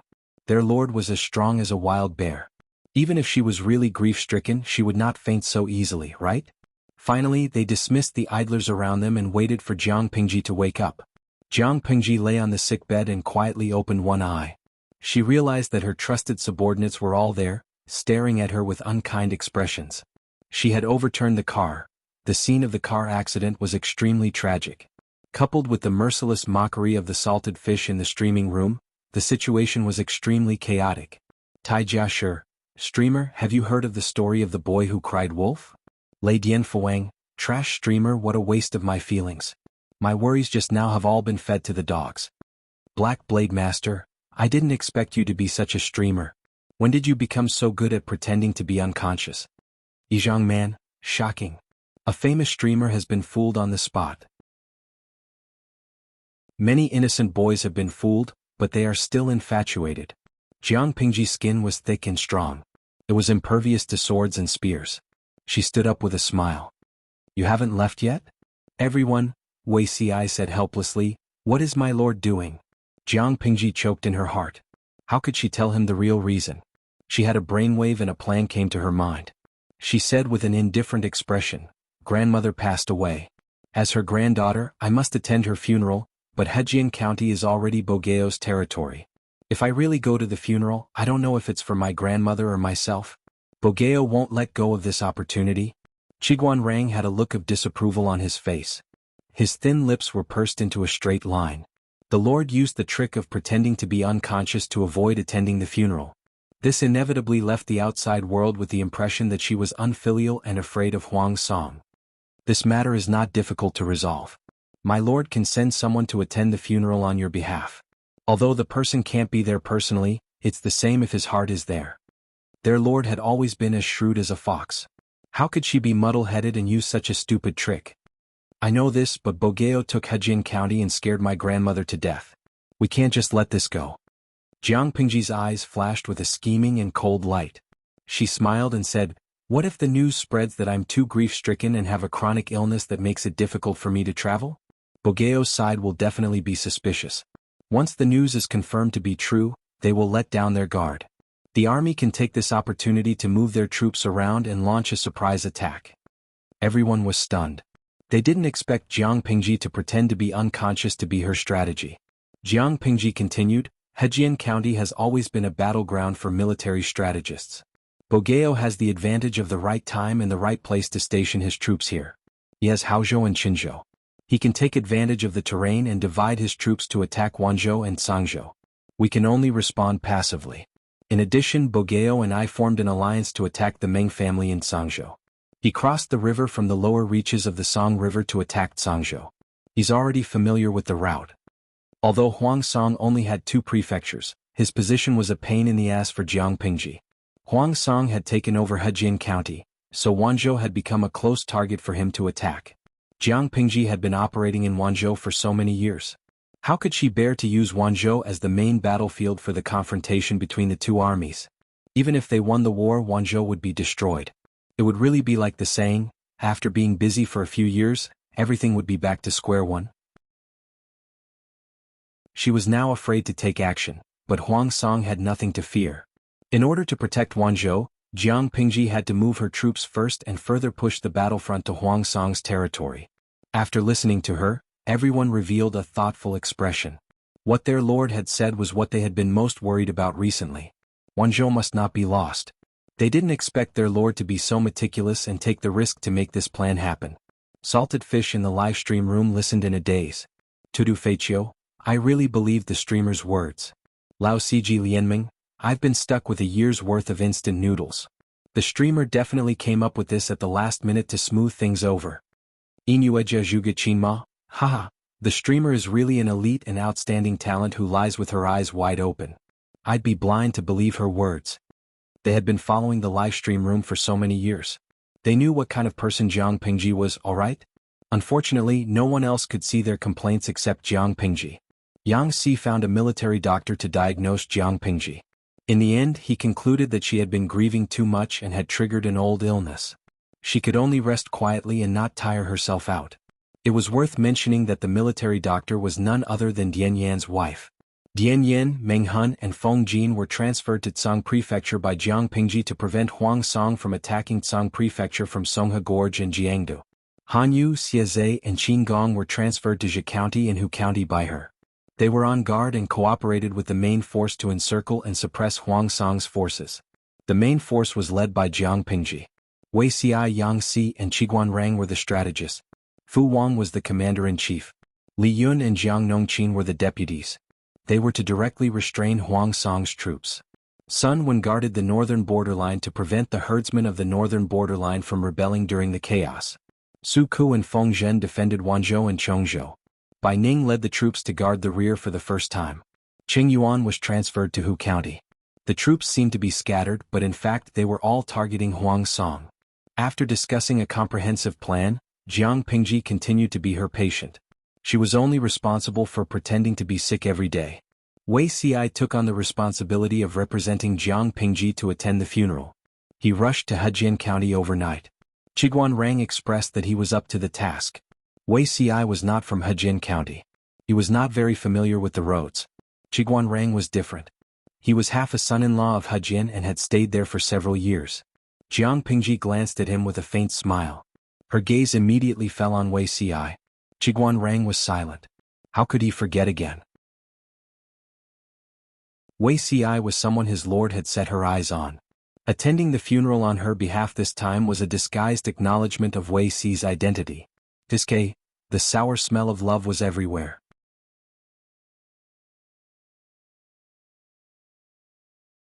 Chapter 1254. Father, I'm guarding the morning hall. You should go and rest for a while. Lu Heng whispered to Lu Zhai. His expression was full of exhaustion, and the green in his eyes deepened. When it rains it pours it pours. The ship is late and the wind hits the head. This year Madame Lu seemed to have offended the Tai Sui with everything going her way. First, the Zhang family of Hejin and Huangsong colluded and betrayed Hejin County, causing the entire Lu family to be put under house arrest. Then the old lord died of anger. His father also fainted in the morning hall because of excessive grief. Despite his illness, he managed to hold the funeral. Lu Heng watched his father age more than 10 years in a few days. The leisurely and elegant life was replaced by depression and illness. Lu Zhai was sick, very sick.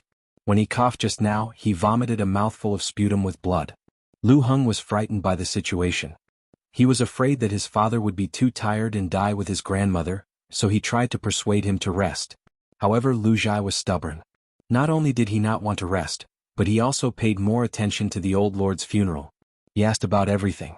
It's okay, father, your health is more important. If grandmother is watching from heaven, she will feel sorry for you. Lu Heng said all kinds of good things, but Lu Zhai still couldn't move him. Burn more ghost money for your grandmother. Lu Zhai couldn't help but cough after saying 2 sentences. Her obscure eyes were dim and lifeless. In addition, increase the amount of money you donate to the temple by 20%. You must make the master of the temple work harder and recite more scriptures every day. There were many temples near Hejin County. Most of the local gentry believed in Buddhism. When the old lord passed away, the most famous master in the area was invited to recite scriptures and perform rituals for the deceased for 49 days. After working hard, Lu Zhai's condition worsened. In just a few days he was tortured until he was thin. Seeing this situation, Lu Heng's eyes became moist. He didn't expect his father to have such deep feelings for his grandmother and to be so dedicated to her funeral. She was gone and the dead were the most important. As a junior, Lu Heng couldn't complain about the excessive things his grandmother had done. Let everything go. He said, your son understands. I will definitely remember to donate 20% more of the money for the sesame oil. According to the customs of the day, the time to stop the coffin was different, depending on the financial situation of each family. For example, the time to stop the coffin was 1 day 7, 3 days 7, 5 days 7, or 7 days 7. For an ordinary family, the funeral could be held after 7 days. For a wealthy family it was a little longer. For those with status and prestige, the funeral would be held for 49 days. The old lord's position in the Lu family was not low. Naturally, the number of days when the spirits stopped was based on Muqiqi. After the funeral was over, it was followed by a grand burial. The coffin was placed in the grave of Lu Zheng's biological father. The 49 long days didn't just torture the old lord's corpse, it also tortured the filial sons and grandsons who were guarding the coffin. Lu Zhan's body suffered even more with his illness. Just after the 7th day of the old Fengjuan's death, he fell ill and could not take care of the morning hall. Hearing this news, Huangsong said in surprise, Lu Zheng is also sick? Really? Keeping vigil at the coffin was hard work. The seasons were changing and many of the Lu family members had fallen ill. There were not enough doctors in the manor, so they could only hire people from outside the manor. Huangsong took this opportunity to plant a few spies. The doctor who was treating Lu Zheng was one of Huangsong's people. The doctor did not dare to hide anything and hurriedly raised his hand to report to Huangsong. It's absolutely true. His body is severely damaged. He is weak both inside and out. Moreover, he is overly worried and depressed. If he does not rest and treat himself, I'm afraid he won't be able to last until the day the old madam is buried. Huangsong's eyes widened in shock. He blurted out, It's that serious? The doctor said, It's serious, not light. The Lu family has offended the Tai Sui this year. The old madam just passed away and the eldest son is on his last breath. Are they going to hold a funeral? Huang Song did not care if Lu Jing died or not. He only cared that if Lu Jing died he would have to take the blame. Go back and treat him well. Use whatever medicine is useful. Don't be stingy. Even if you use strong medicine you have to keep him alive. Don't let him die. Huang Song did not want to recite 2 funeral rites in a month. It was too unlucky. If Lu Jing died and he was blamed, wouldn't he feel wronged? Hearing Huang Song's instructions, the doctor did not dare to let his guard down. He carefully attended to Lu Jing. After a few days, Huang Song received news from the scouts in front. Jiang Pingji had sent messengers to attend the funeral. Who did Lanting send? Qing Jing replied, Wei Ci Wei Zixiao. Huang Song said, Wei Ci? I remember that he is from the same sect as Yumo. It seems that Lanting values him very much. After all, he was representing himself to attend the funeral of an elder. Those who were not his confidants did not have the right to do so. Qing Jing said, Zixiao's ability is like the moon. Although it is not as dazzling as the sun, it has its own brilliance. It is normal that he is valued by the Lanting Duke. After all, they were brothers from the same sect. It was basic for them to boast about each other in business.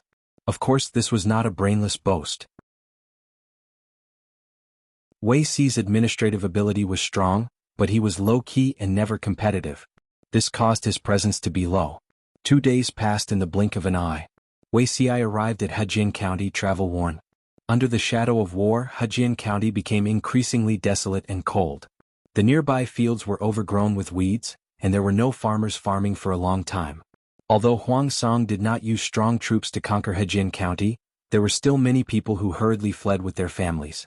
After entering the city, there was no one on either side of the street. The taverns and tea-houses were closed. The steps were covered with moss and thick dust. Wei Ci was the messenger sent by Jiang Pingji. Naturally, Huang Song would not allow him to come and go as he pleased in his territory. There were many interrogations and tests. No matter how many tricks he used, Wei Ci dealt with them flawlessly.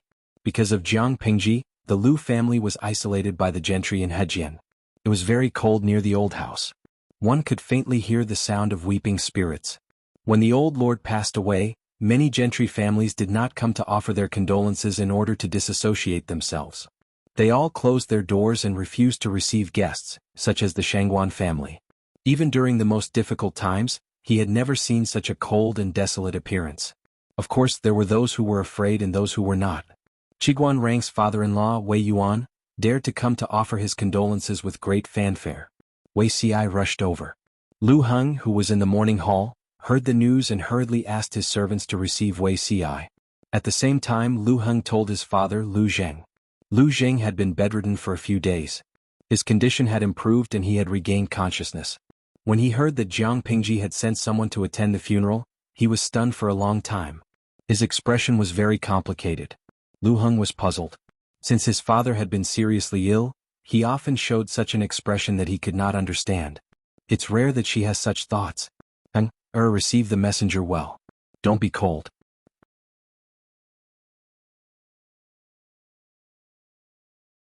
Chapter 1255. Receiving the news that Wei Ci had come to attend the funeral on behalf of Jiang Pingji, the Lus had mixed feelings. They knew that Jiang Pingji's independence not only slapped the Lus in the face, but also made them the laughingstock of the world. They wished they could straighten their backs and kick her messenger out. At the same time, they were secretly happy that she had not forgotten her clan and knew to send people to attend her grandmother's funeral.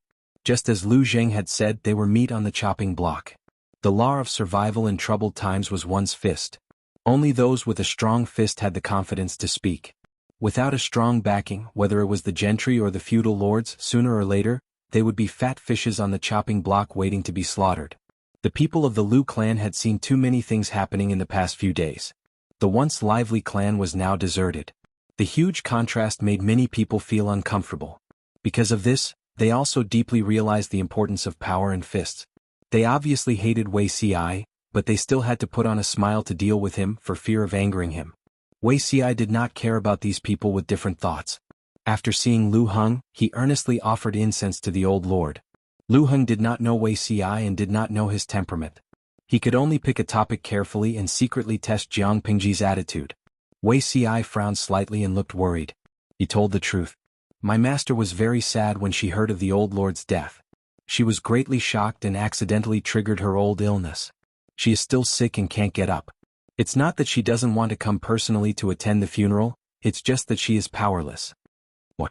His cousin is sick? Lu Heng questioned subconsciously.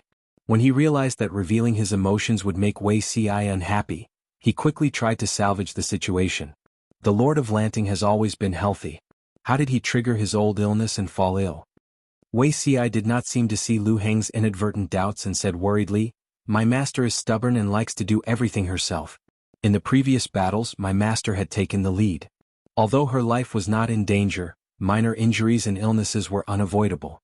She also refused to rest and as a result, a hidden danger has been buried in her body. Before I left, my master was still in a coma. The doctor said that she would need at least 3 days to wake up." Jiang Pingji was a drama queen and Wei Ci was not inferior to her. When he talked about this, the scene of the emperor's serious illness in his previous life appeared in his mind. His expression was especially solemn and worried. Lu Heng's heart skipped a beat, immediately believing most of it. He asked, "Is there anything wrong with your health, Lord Lanting? I hope it's not serious." Wei Ci sighed and said, "The doctor advised that it's not advisable to rush about or worry too much. It's better to recuperate in peace for 3 to 5 months. 3 to 5 months? Lu Heng felt a chill in his heart. 3 to 5 months of recuperation was already a very serious illness. The two of them stood at the side and talked. Their voices were not loud, but the morning hall was a quiet place. Although there were filial sons and grandsons who cried loudly, the mourning did not happen 24 hours a day. Usually, there were several shifts and there was a break in between. Therefore, their conversation was overheard by those who were observant. The clansmen of the Lu clan sat on the praying mats and silently recited scriptures. At the same time, they strained their ears in an attempt to hear more news. After hearing this, all of them trembled in fear. Lu Shi had fallen ill? He seemed to be seriously ill? It must be a lie. On second thought, she would have to be crazy to pretend to be sick to avoid attending the funeral. Wasn't she afraid that people would criticize her? Wei Ci asked, "Why didn't I see Master Lu just now?" The Lu clan was still Lu Zheng's housekeeper, so Wei Ci used seniority to call him Master Lu. If it was Lu Heng who was in charge, the way he addressed him would be different. At the mention of his father, Lu Zheng's expression became gloomy. He said, "Father has been working hard for grandmother's funeral. He fell ill a few days ago and can only be sustained with medicine."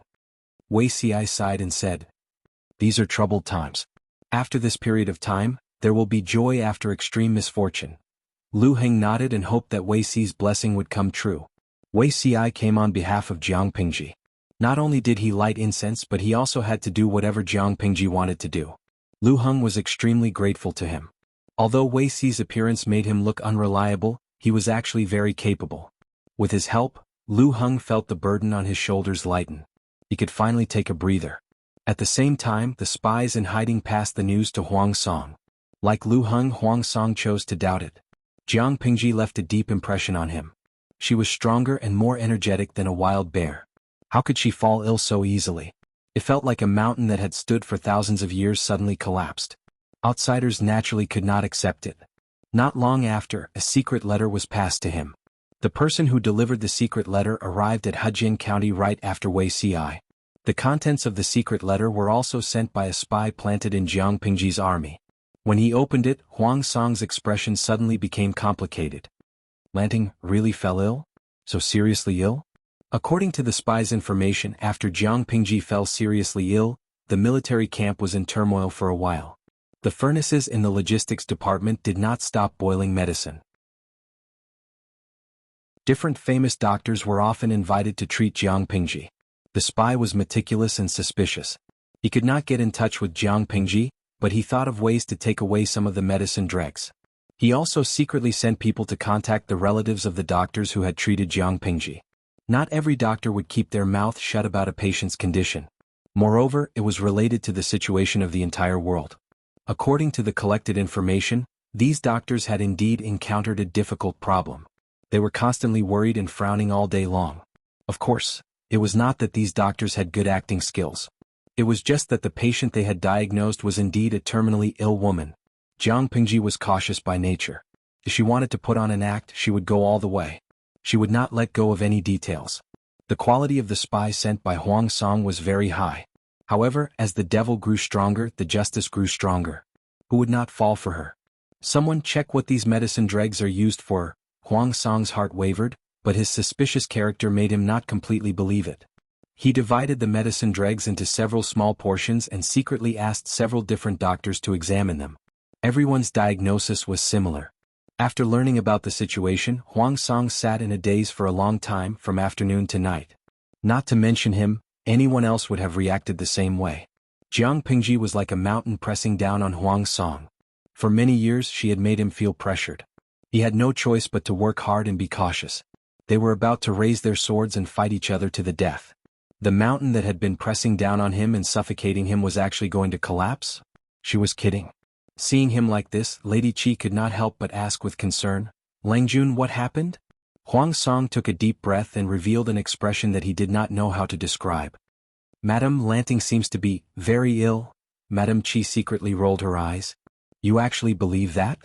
Huang Song nodded. "I believe it." Lady Qi knew how suspicious her husband was. If he believed something, it was definitely not far from the truth. What's going on?" Lady Qi looked surprised and said, "Langjun, why don't you invite these gentlemen to the house for a chat?" Huang Song slapped his forehead.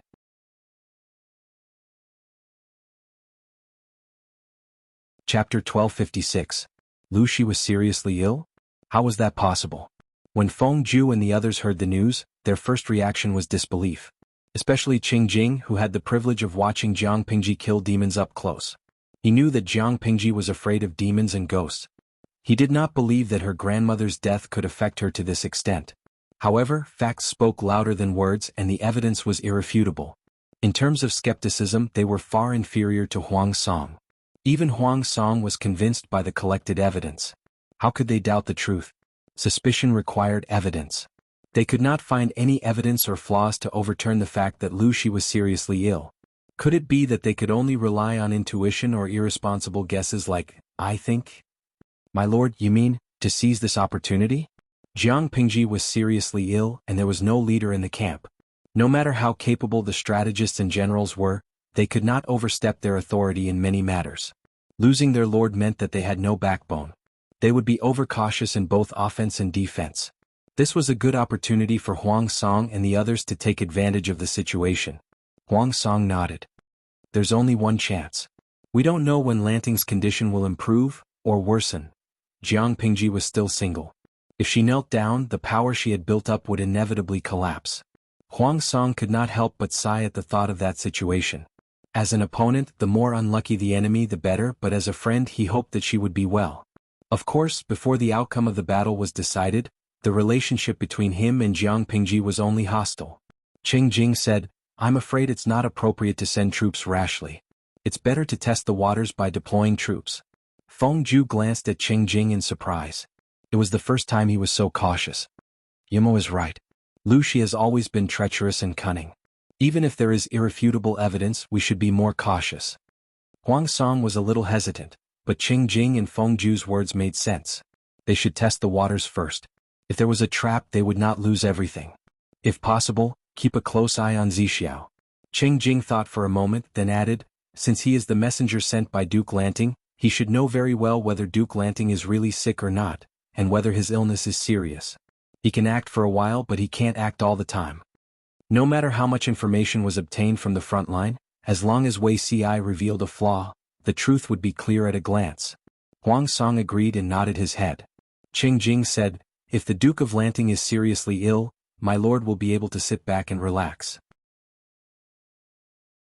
Wei Ci did not know that Qing Jing had set a trap for him, a fellow disciple, but he also knew that there were countless eyes lurking around him. In his previous life, he was able to control his emotions and ambitions, and his mentality had long been tempered. In an unfamiliar environment, he needed to be even more cautious. As the Lord's trusted aide, how should he react when the Lord was seriously ill and in a coma? Wei Ci was very clear about this because he had the template from his previous life. His mind kept replaying the scenes of the Emperor's serious illness and the constant treachery of the court in his previous life. It was only natural for him to show worry. Although it wasn't to the extent that he didn't care about his appearance, he looked very dispirited and depressed. According to his habits from his previous life, he copied the scriptures for Jiang Pingji's prayers. He would forget himself as soon as he copied. Every day at 2 o'clock he would go to the morning hall to keep vigil for the old lord for a while, then he would return to his bedroom to wash up and copy the scriptures for his lord to pray for blessings. He did not know how many pairs of eyes were watching him in the dark, and when they would be watching him. What he had to do was to put on a good show. After a few days an unexpected visitor came to the door. Master Liaochen? This person was none other than the old monk who had given him the phoenix fate that he had met by chance in the past. Master Liaochen was a monk hired by the Lus to perform religious rites for the old lord at a high price. The alarm bells in Wei Si's heart rang loudly, and he quickly tensed up. Donor Wei, is it convenient for me to enter the house now? Master Liaochen looked at Wei Si with a smile. Seeing that the vital energy around Wei Si had not dissipated, his smile deepened. Wei Si moved aside to let Master Liaochen in. At the same time, his heart was beating like a drum. He did not know the purpose of Liaochen's visit. Wei Si knew very well that Master Liaochen and Jinren Liuru were both otherworldly masters. They could see many unscientific things. Others did not know about Jiang Pingji's situation, but these old fakes always had their ways to know. After so many years, Donor Wei's complexion is much better. Wei Si said, thanks to you I have been taking good care of myself these past few years. My body is much healthier than before. Master Liaochen looked at the scroll on the table. It was filled with neat and elegant words just like Wei Si. Wei Si saw that Master Liaochen was looking at the scriptures he had copied. His ears turned red and his gaze became uneasy. Master Liaochen, are you here to reminisce about the old days? Master Liaochen shook his head. No, I am here because I have something to discuss with Donor Wei. Wei Si said, Master, please speak. Master Liaochen said, Donor Wei, do you remember the demon that was mentioned before? Wei Si replied humbly, of course I remember, but I have not been able to find any traces of it all these years. I'm very worried. Do you have any clues here? Master Liaochen shook his head regretfully. I don't have any clues, but an old friend asked me to pass something to you.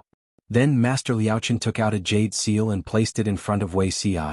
The jade seal was unique and exquisite. It was 7 inches thick and 2.5 inches long.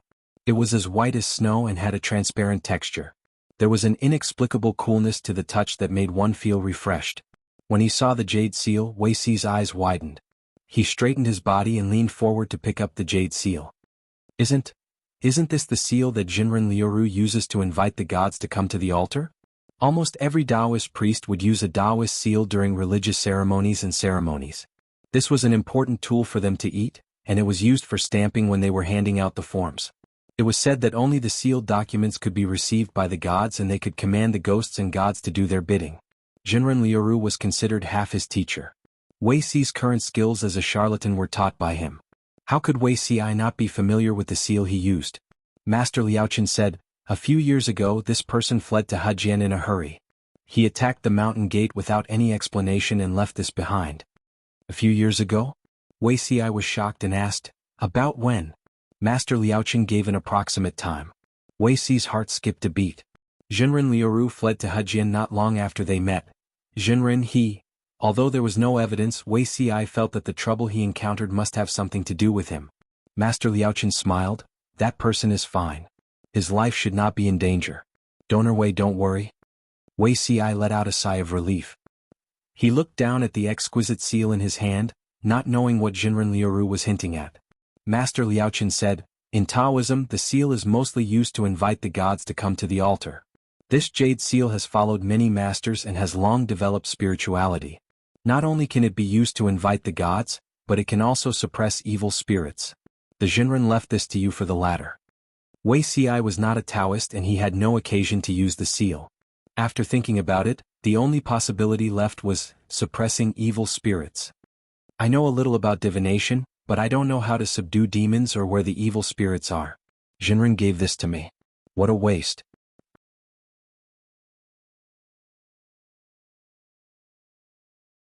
Chapter 1257. Jiang Pingji was the first to know that there was a jade seal by Wei Si's side. She came to his side through the yin-yang jade pendant and looked at his sleeping face greedily. She could not get enough of it. How could her Zixiao be so good-looking?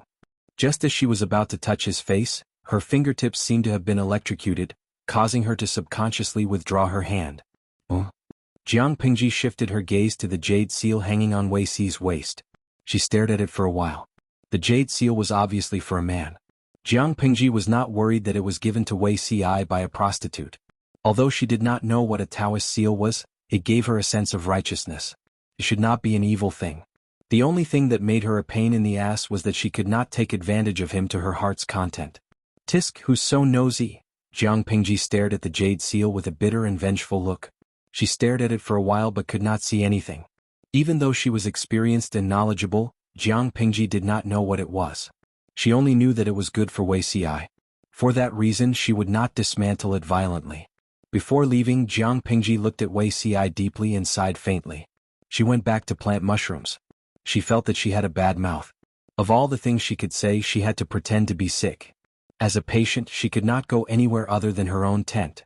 Her only pleasure was to wander to Wei Ci's side to relieve her longing. She felt that she had nowhere to vent her energy. When she was bored, she could only chat with the idle audience. At that moment she felt that the idle audience was so cute. Otherwise she would be so bored that she would go crazy. Although the undercurrent was surging and war was about to break out, the old lord's body had stopped for 49 days. It was time to hold a funeral. Before the funeral, the filial sons and grandsons could see the old lord one last time. Wei Ci replaced Jiang Pingji's position, so naturally he could see the old lady one last time. Although the body had stopped for 49 days, a lot of things were used to preserve the body every day. Therefore the old lord's body had not rotted after such a long time. When the family buried the body, they applied some powder on the old lord's face. His complexion looked rosy and lifelike. If it weren't for the stench of a corpse lingering in the air and the fact that they could feel the coldness from the coffin, they would have thought that the old Fengjun was still alive. Wei Ci glanced at the old lord's corpse. At first glance there was nothing, but at second glance he felt that something was amiss. It was rumored that the old lord died from anger, but Wei Ci had asked Lu Heng about the real cause of death. Because thick phlegm was stuck in his throat, he died because he could not breathe properly. This way of dying was quite special. It was very painful for an old man. On the day of the old lord's burial, Lu Jure, who was seriously ill, forced himself to come and send him off. No one could dissuade him and could only support him as he walked. After opening Lu Zhai's father's grave and going through a series of rituals, the old Fengjuan's coffin needed to be buried inside. After the tomb was sealed, Lu Zhen cried bitterly and finally fainted. Everyone was in a flurry again. Lu Zhai's life was saved, but the condition of his body was worrying. The doctor also said that even if he recuperated well, he only had a few years left to live. Wei Ci left after taking a look at Lu Zhai. He chose a remote path to return to the house and inadvertently heard a few words. The old lord was arrogant when she was alive and liked to be extravagant. The maids who served her also liked to use her power to bully others and secretly take advantage of her. Once she died, the monkeys would scatter when the tree falls. These maids lost their support and were now living a difficult life. If they were not sent out of the mansion, they would be transferred to a remote courtyard to work. Thinking back to the beautiful days, they were sad and reminiscing about the old lord's good side. One of them had cleaned up the old lord's remains. She said in a sympathetic tone. There was still a big pool of green phlegm at the side of the old lord's mouth. She usually liked to be clean, but I didn't expect her to die in such an undignified way. It doesn't matter if she is rich or poor, in the end she can't escape death. Without the old lord's protection, we don't know where we can live in the future. The Langjun in the guest courtyard was so beautiful. If he was willing to accept you and me, wouldn't we have a place to live? When Wei Ci heard the first sentence, he frowned. When he heard the words Langjun in the guest courtyard, he became sullen. There was still a big pool of green phlegm at the side of the old lord's mouth. Back in the bedroom, the maid's voice echoed in Wei Ci's mind. A thought flashed in his mind and he suddenly understood something. Could it be? A terrible thought appeared in Wei Ci's mind. The old lord was buried and Wei Ci's task was completed. The next day he submitted his resignation to Lu Heng. Lu Heng said, I heard that Huang Song has been making a lot of moves recently. Can Lanting still handle it? Wei Ci sighed. There are many talents under the Lord's command. Even if the Lord is seriously ill and can't take charge of the overall situation, it won't be a problem to hold on for a while. Lu Heng comforted him. Lanting's martial arts are prosperous and will definitely be able to turn danger into safety. Wei Ci smiled weakly, but he quickly calmed down. Lu Heng watched Wei Ci leave, his eyes filled with worry that could not be dispersed. If Lu Shi really couldn't defeat Huang Song, what should the Lu family do? Should he find another way out for the Liu family? Before and after the old lord's burial, there were fierce confrontations on several battlefields. According to Huang Song's plan, he intended to place the main battlefield in Wanzhou and Hu County and pretend to attack Cangzhou to attract Jiang Pingji's main forces. Jiang Pingji's cavalry had an obvious advantage. If they mainly attacked Cangzhou, the enemy would have the terrain advantage and they would suffer a great loss. A feint attack should look like one. Huang Song mobilized his troops and sent people ashore from Gorge River between Qinzhou and Cangzhou. When he and Jiang Pingji formed an alliance to attack the Meng family in Cangzhou, he went ashore from Gorge River and directly attacked Cangzhou. Jiang Pingji ordered Dian Yan, Meng Hun and Feng Jin to guard Cangzhou and keep an eye on the situation around Gorge River. Dian Yan asked, "Military counselor, according to the scouts, the enemy is ready to go ashore. Should we send troops to stop them now?" Gorge River was located in the middle and lower reaches of the Song River in Cangzhou. The river was wide and the water was gentle. It was very suitable for people to go ashore. Feng Jin said, "There's no hurry. Let them in." Feng Jin had also received news that Jiang Pingji was pretending to be sick, so he was not in a hurry to stop Huang Song's troops at Gorge River. Since they were going to act, they naturally had to act realistically. This time the battle line was too long. Feng Jin's side was not assigned many troops. If they confronted the enemy on the other side of Gorge River, it would be easy to be seen through. It was better to follow the plan. First, let the enemy drive straight in. Then, when they were full of ambition, they would reveal their killer move. Because Feng Jin had already sent people to send the people nearby away, letting the enemy in would not cause too many losses. Dian Yan asked, "The enemy has a large number of troops. Letting them go ashore. I'm afraid it's not appropriate." Feng Jin shook his head. To Huang Song, Cangzhou is not as important as Wanzhou or Hu County. Hu County has a lot of land. If we can take it, we won't have to worry about winter food after the autumn harvest. Wanzhou is where the Lord's foundation is. Any loss will shake the morale of the army. In comparison, although Cangzhou has horses, it takes time to build up the cavalry. War horses can't be used as soon as they are brought in. The benefits won't be great in a short period of time. Meng Hun said, "Military counselor, do you mean that the number of troops attacking Cangzhou is not as large as it seems?" Feng Jin laughed. "I'm afraid it's a trick to fool people. If they are really frightened, we will be the first to be exposed." After all, Feng Jin did not have many troops on his side.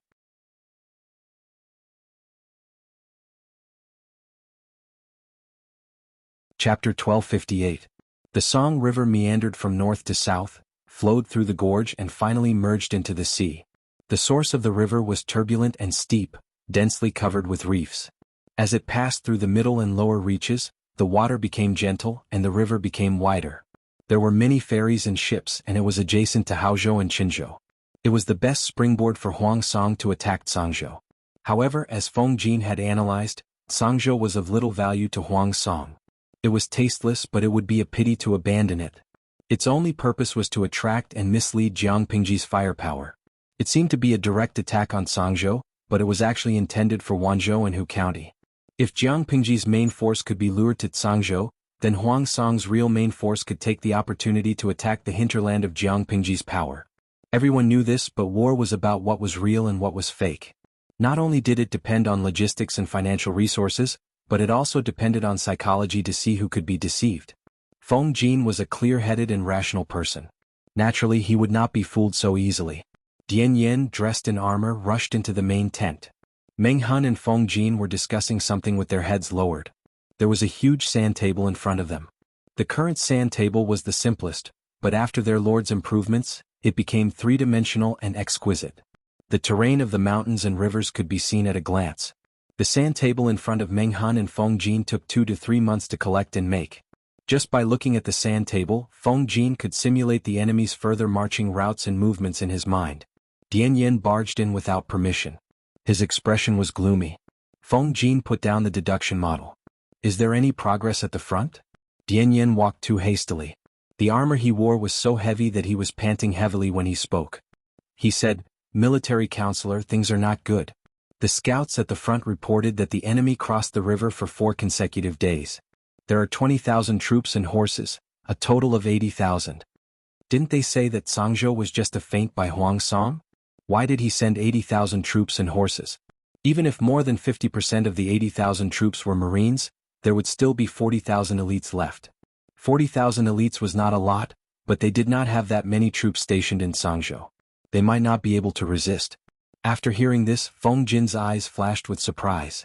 According to his understanding of the entire occupation, it was impossible for Huang Song to send so many troops to Sangzhou.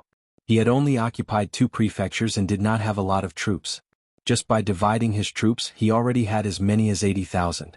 Was he planning to bet on Sangzhou?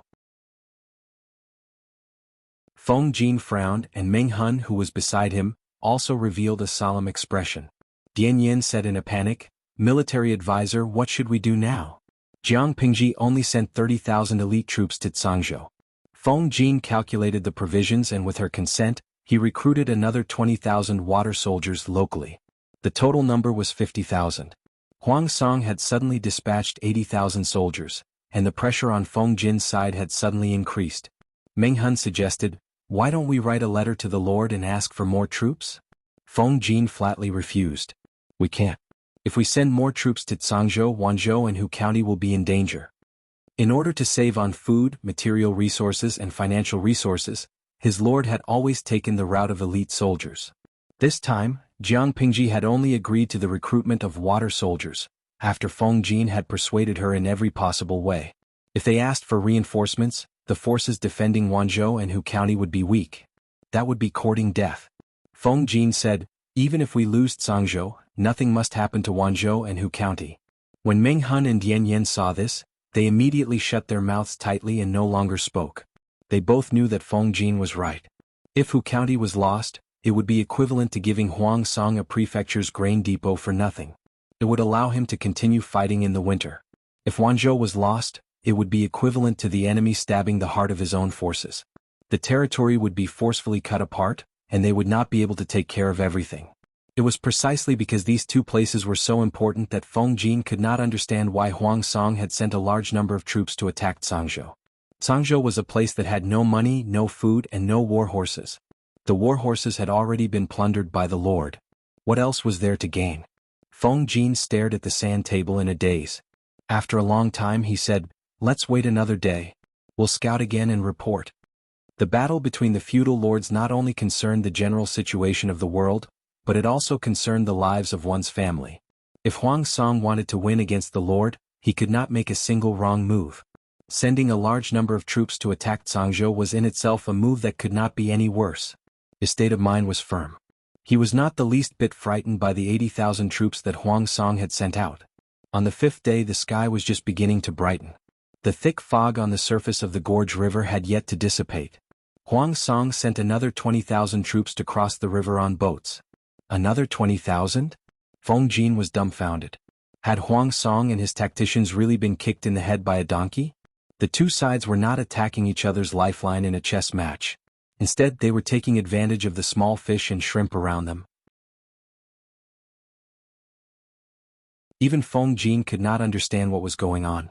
Dian Yin panted heavily. He raised his hand and wiped his face with his fan-like palm.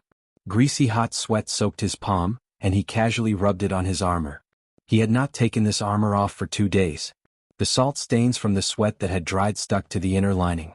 It was quite uncomfortable. Dian Yin said, "Counselor, even if we don't request reinforcements from the Lord, we should still report that Huang Song sent 100,000 troops to cross the Gorge River." 100,000? Did Huang Song fish out the coffin? Feng Jin raised an eyebrow. "I will report to the Lord." Seeing this, Dian Yin could only sigh inwardly.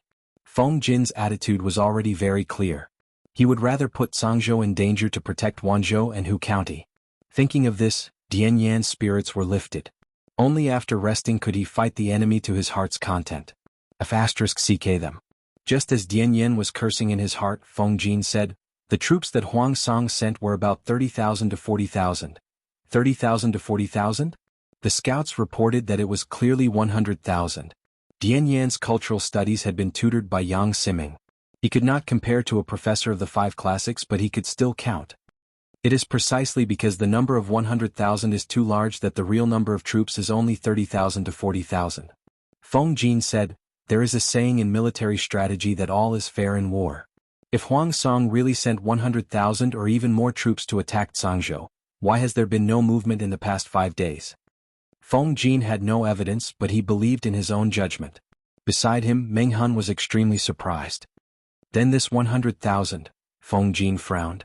I suspect that the enemy is probably divided into two groups. They cross the river during the day and circle back at night. The two groups take turns. They cross the river back and forth, causing the scouts to misjudge and mistakenly believe that the enemy has sufficient troops. If this is the case, everything makes sense. Dian Yin and Meng Hun were speechless. Was there such a trick? Feng Jin continued, of course this is just speculation. Dian Yin and Meng Hun simultaneously shuddered.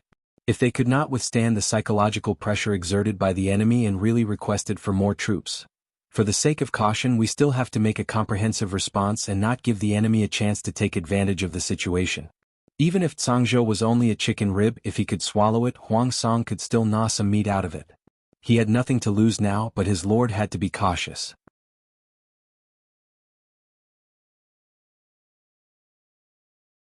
Chapter 1259. Faced with Jiang Pingji's threat, Huang Song made up his mind to reorganize his forces. The first to be targeted was the Yuans. Half of the generals under Huang Song's command came from the Yuan clan. In order to curb the negative influence, he also put in a lot of effort. Yuan Xian, the informant, was taught a lesson. Yuan Xian was locked up in the small dark room for a while, and finally became obedient. Even if he still didn't like Nie Sun, he didn't continue to snitch on him. The expedition this time was related to Huang Song's life. Yuan Xian, the old diehard fan, apologized to Nie Sun with a thorn branch on his back so that he could go to the front lines to continue fighting for his lord. After successfully reconciling with Nie Sun, Yuan Xian was once again used by Huang Song to be in charge of the Cangzhou battlefield. Feng Jin's previous analysis was not wrong. Huang Song's main target was not Cangzhou. This was considered a peripheral battlefront. Yuan Xian was unhappy that it wasn't the main battlefield. He had already swallowed his pride and apologized to Nie Sun. The two of them had also successfully reconciled. Why did the Lord no longer trust him? Instead of putting him in charge of the main battlefield, he was transferred to the periphery? Nie Sun knew what he was thinking, but he didn't know what to say. That's right, Huang Song's maneuvering was extremely flashy. He let Nie Sun be Yuan Xian's strategist, and the two of them became partners. It wasn't that Huang Song did it on purpose. It was just that Nie Sun understood Cangzhou well enough and had a gentle temperament. Therefore, not only did Nie Sun have to deal with the official documents in the military and train his soldiers, he also had to appease the emotions of his old, diehard fans. With his silver tongue, he successfully twisted the truth and made Yuan Xian think that Huang Song still valued Yuan Xian as much as before. What should he say? Although Cangzhou was of little value, it was of little value that attracted Jiang Pingji's main force. If he could exert pressure on her to misdeploy her troops, wouldn't that be a greater contribution than fighting on the battlefield? Nie Sun's words were reasonable, and he had even drawn a beautiful blueprint for him. No matter how much Yuan Xian hated him, he was moved. Does the military advisor have a brilliant plan? Yuan Xian quickly asked Nie Sun for advice. What is fake is real and what is real is fake. Nie Sun said, the essence of the art of war lies in the word craftiness. In other words, not only were there hot-blooded killings on the battlefield, but there were also treacherous contests that were not inferior to those in the imperial court. Even if he had the strength of 1,000 caddies, if he didn't have a plan to go along with it, he would just be a brute. Nie Sun saw the impatience in Yuan Xian's eyes, so he straightforwardly told him his plan. Huang Song had only given Yuan Xian 45,000 soldiers and horses. Although these 45,000 soldiers and horses had all been trained, they were still far from being elites. Using these 45,000 men and horses to fight the enemy head-on was no different from sending one's head 1,000 miles away. The gift was light, but the sentiment was heavy. To the outside world, Nie Sun raised the banner of 150,000 elites. Inside the camp, Nie Sun ordered his troops to split into two groups. One group would cross the river while the other group would wait in the camp. After crossing the river, the first wave of troops marched to the east and set up camp. They would sneak back late at night when the water was foggy. The second wave of troops would cross the river the next day. By going back and forth like this, they could naturally create the illusion that a large army was pressing down on the border. According to Nie Sun's judgment, there weren't many soldiers in Cangzhou. 80,000 soldiers was enough to put a great deal of pressure on them. As long as they could not withstand the psychological pressure, they would write letters to Jiang Pingji for reinforcements and make her make the wrong order to deploy troops. Their mission in the Cangzhou battlefield would be considered completed. It would be best if they could take down Wanzhou, but at the very least they would take down Hu County. If they took down the former, Jiang Pingji's forces would be cut off, and Huang Song would be able to defeat them one by one. If they took down the latter, they would have sufficient provisions and could continue sailing for another 1 or 2 years. Unfortunately, Nie Sun's plan was good enough, but his teammates dragged him down at the critical moment. Between 80,000 and 100,000, naturally 100,000 was more powerful. Nie Sun was not a military advisor, so his authority in the army was less than Yuan Xian's. Yuan Xian could accept his opinion or not. Therefore Yuan Xian drew a snake with feet and added a stroke. This addition did not waver Feng Jin's determination. Instead, it made him even more certain of his judgment. Because it was too fake. Nie Sun knew that Yuan Xian had taken matters into his own hands. He was so angry that his face turned green. Fortunately, there was no movement from Yuan Xian's side. Yuan Xian should not have done anything bad, so he reluctantly suppressed his anger. Yuan Xian did not feel that there was anything wrong. Instead he asked Nie Sun happily, "Military advisor, do you have another brilliant plan?" Nie Sun wore a wooden expression. "Send scouts to scout out the various places and pretend that we're splitting up. Then we'll heavily attack one place." Since they had created the illusion of 100,000 soldiers, they naturally had to show the confidence of 100,000 soldiers. Otherwise, how could they continue acting? Yuan Xian was puzzled. How are we going to split up? They did not have enough soldiers. Wasn't splitting up courting death? Nie Sun said, "Just use the same trick." To the outside world they said they were splitting up tens of thousands of soldiers, but in reality there were only 1 or 2,000. The rest of the soldiers would concentrate on attacking one place. As long as the enemy mistakenly thought that they still had such a fierce fighting force after splitting up, coupled with the previous misdirection, they would naturally set up a false impression in their hearts that the enemy really had 100,000 soldiers. 50,000 in the open, and 50,000 in the dark preparing to cause trouble. Because there was a lag in the transmission of information on the battlefield, it was not difficult to deceive the enemy. Yuan Xian stopped talking. He still did not like Nie Sun, but he had to admit that scholars were really evil at heart. If he were Nie Sun's opponent, he would have long believed that the enemy had 100,000 soldiers. The horn of war had not sounded yet, but he had already lost his momentum. Nie Sun's mechanics were indeed very flashy, but his opponent was no ordinary person either. He rarely moved on the battlefield, but it did not mean that he was weaker than others. Meng Hun was once a military officer under the Meng family. He was very familiar with the terrain of Zhangzhou. When the scouts continuously sent back news, he guessed where the enemy planned to attack. He discussed with Feng Jin and Yan Yan for a long time, and finally decided on a preliminary battle plan. Close the door and beat the dogs. According to Feng Jin's previous suggestion, they would first let the enemy's forces penetrate deep into Zhangzhou, and show weakness to the enemy. When they became arrogant and complacent, they would then send out troops to intercept and kill them. The ordinary people had already evacuated in advance to avoid the disaster. Even if they gave up 1 or 2 cities, the loss would not be great. Feng Jin played along, and Yuan Xian and the rest met with very little resistance. They were not as fragile as paper, but they could not last more than a day. With such a fierce attack and chasing after the enemy, Yuan Xian took down 2 cities in a row. He was so happy that he could see his teeth but not his eyes. He also found Nie Sun much more pleasing to the eye.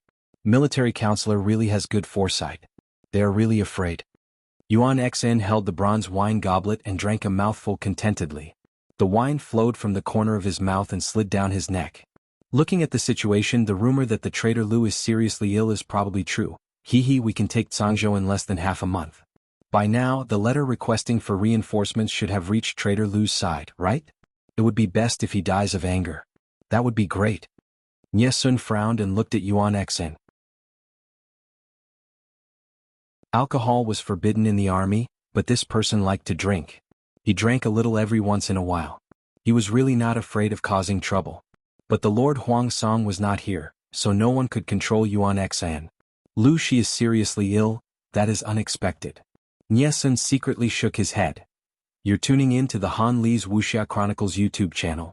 We're so grateful for your support, and don't forget to subscribe to join us on this incredible journey through captivating stories.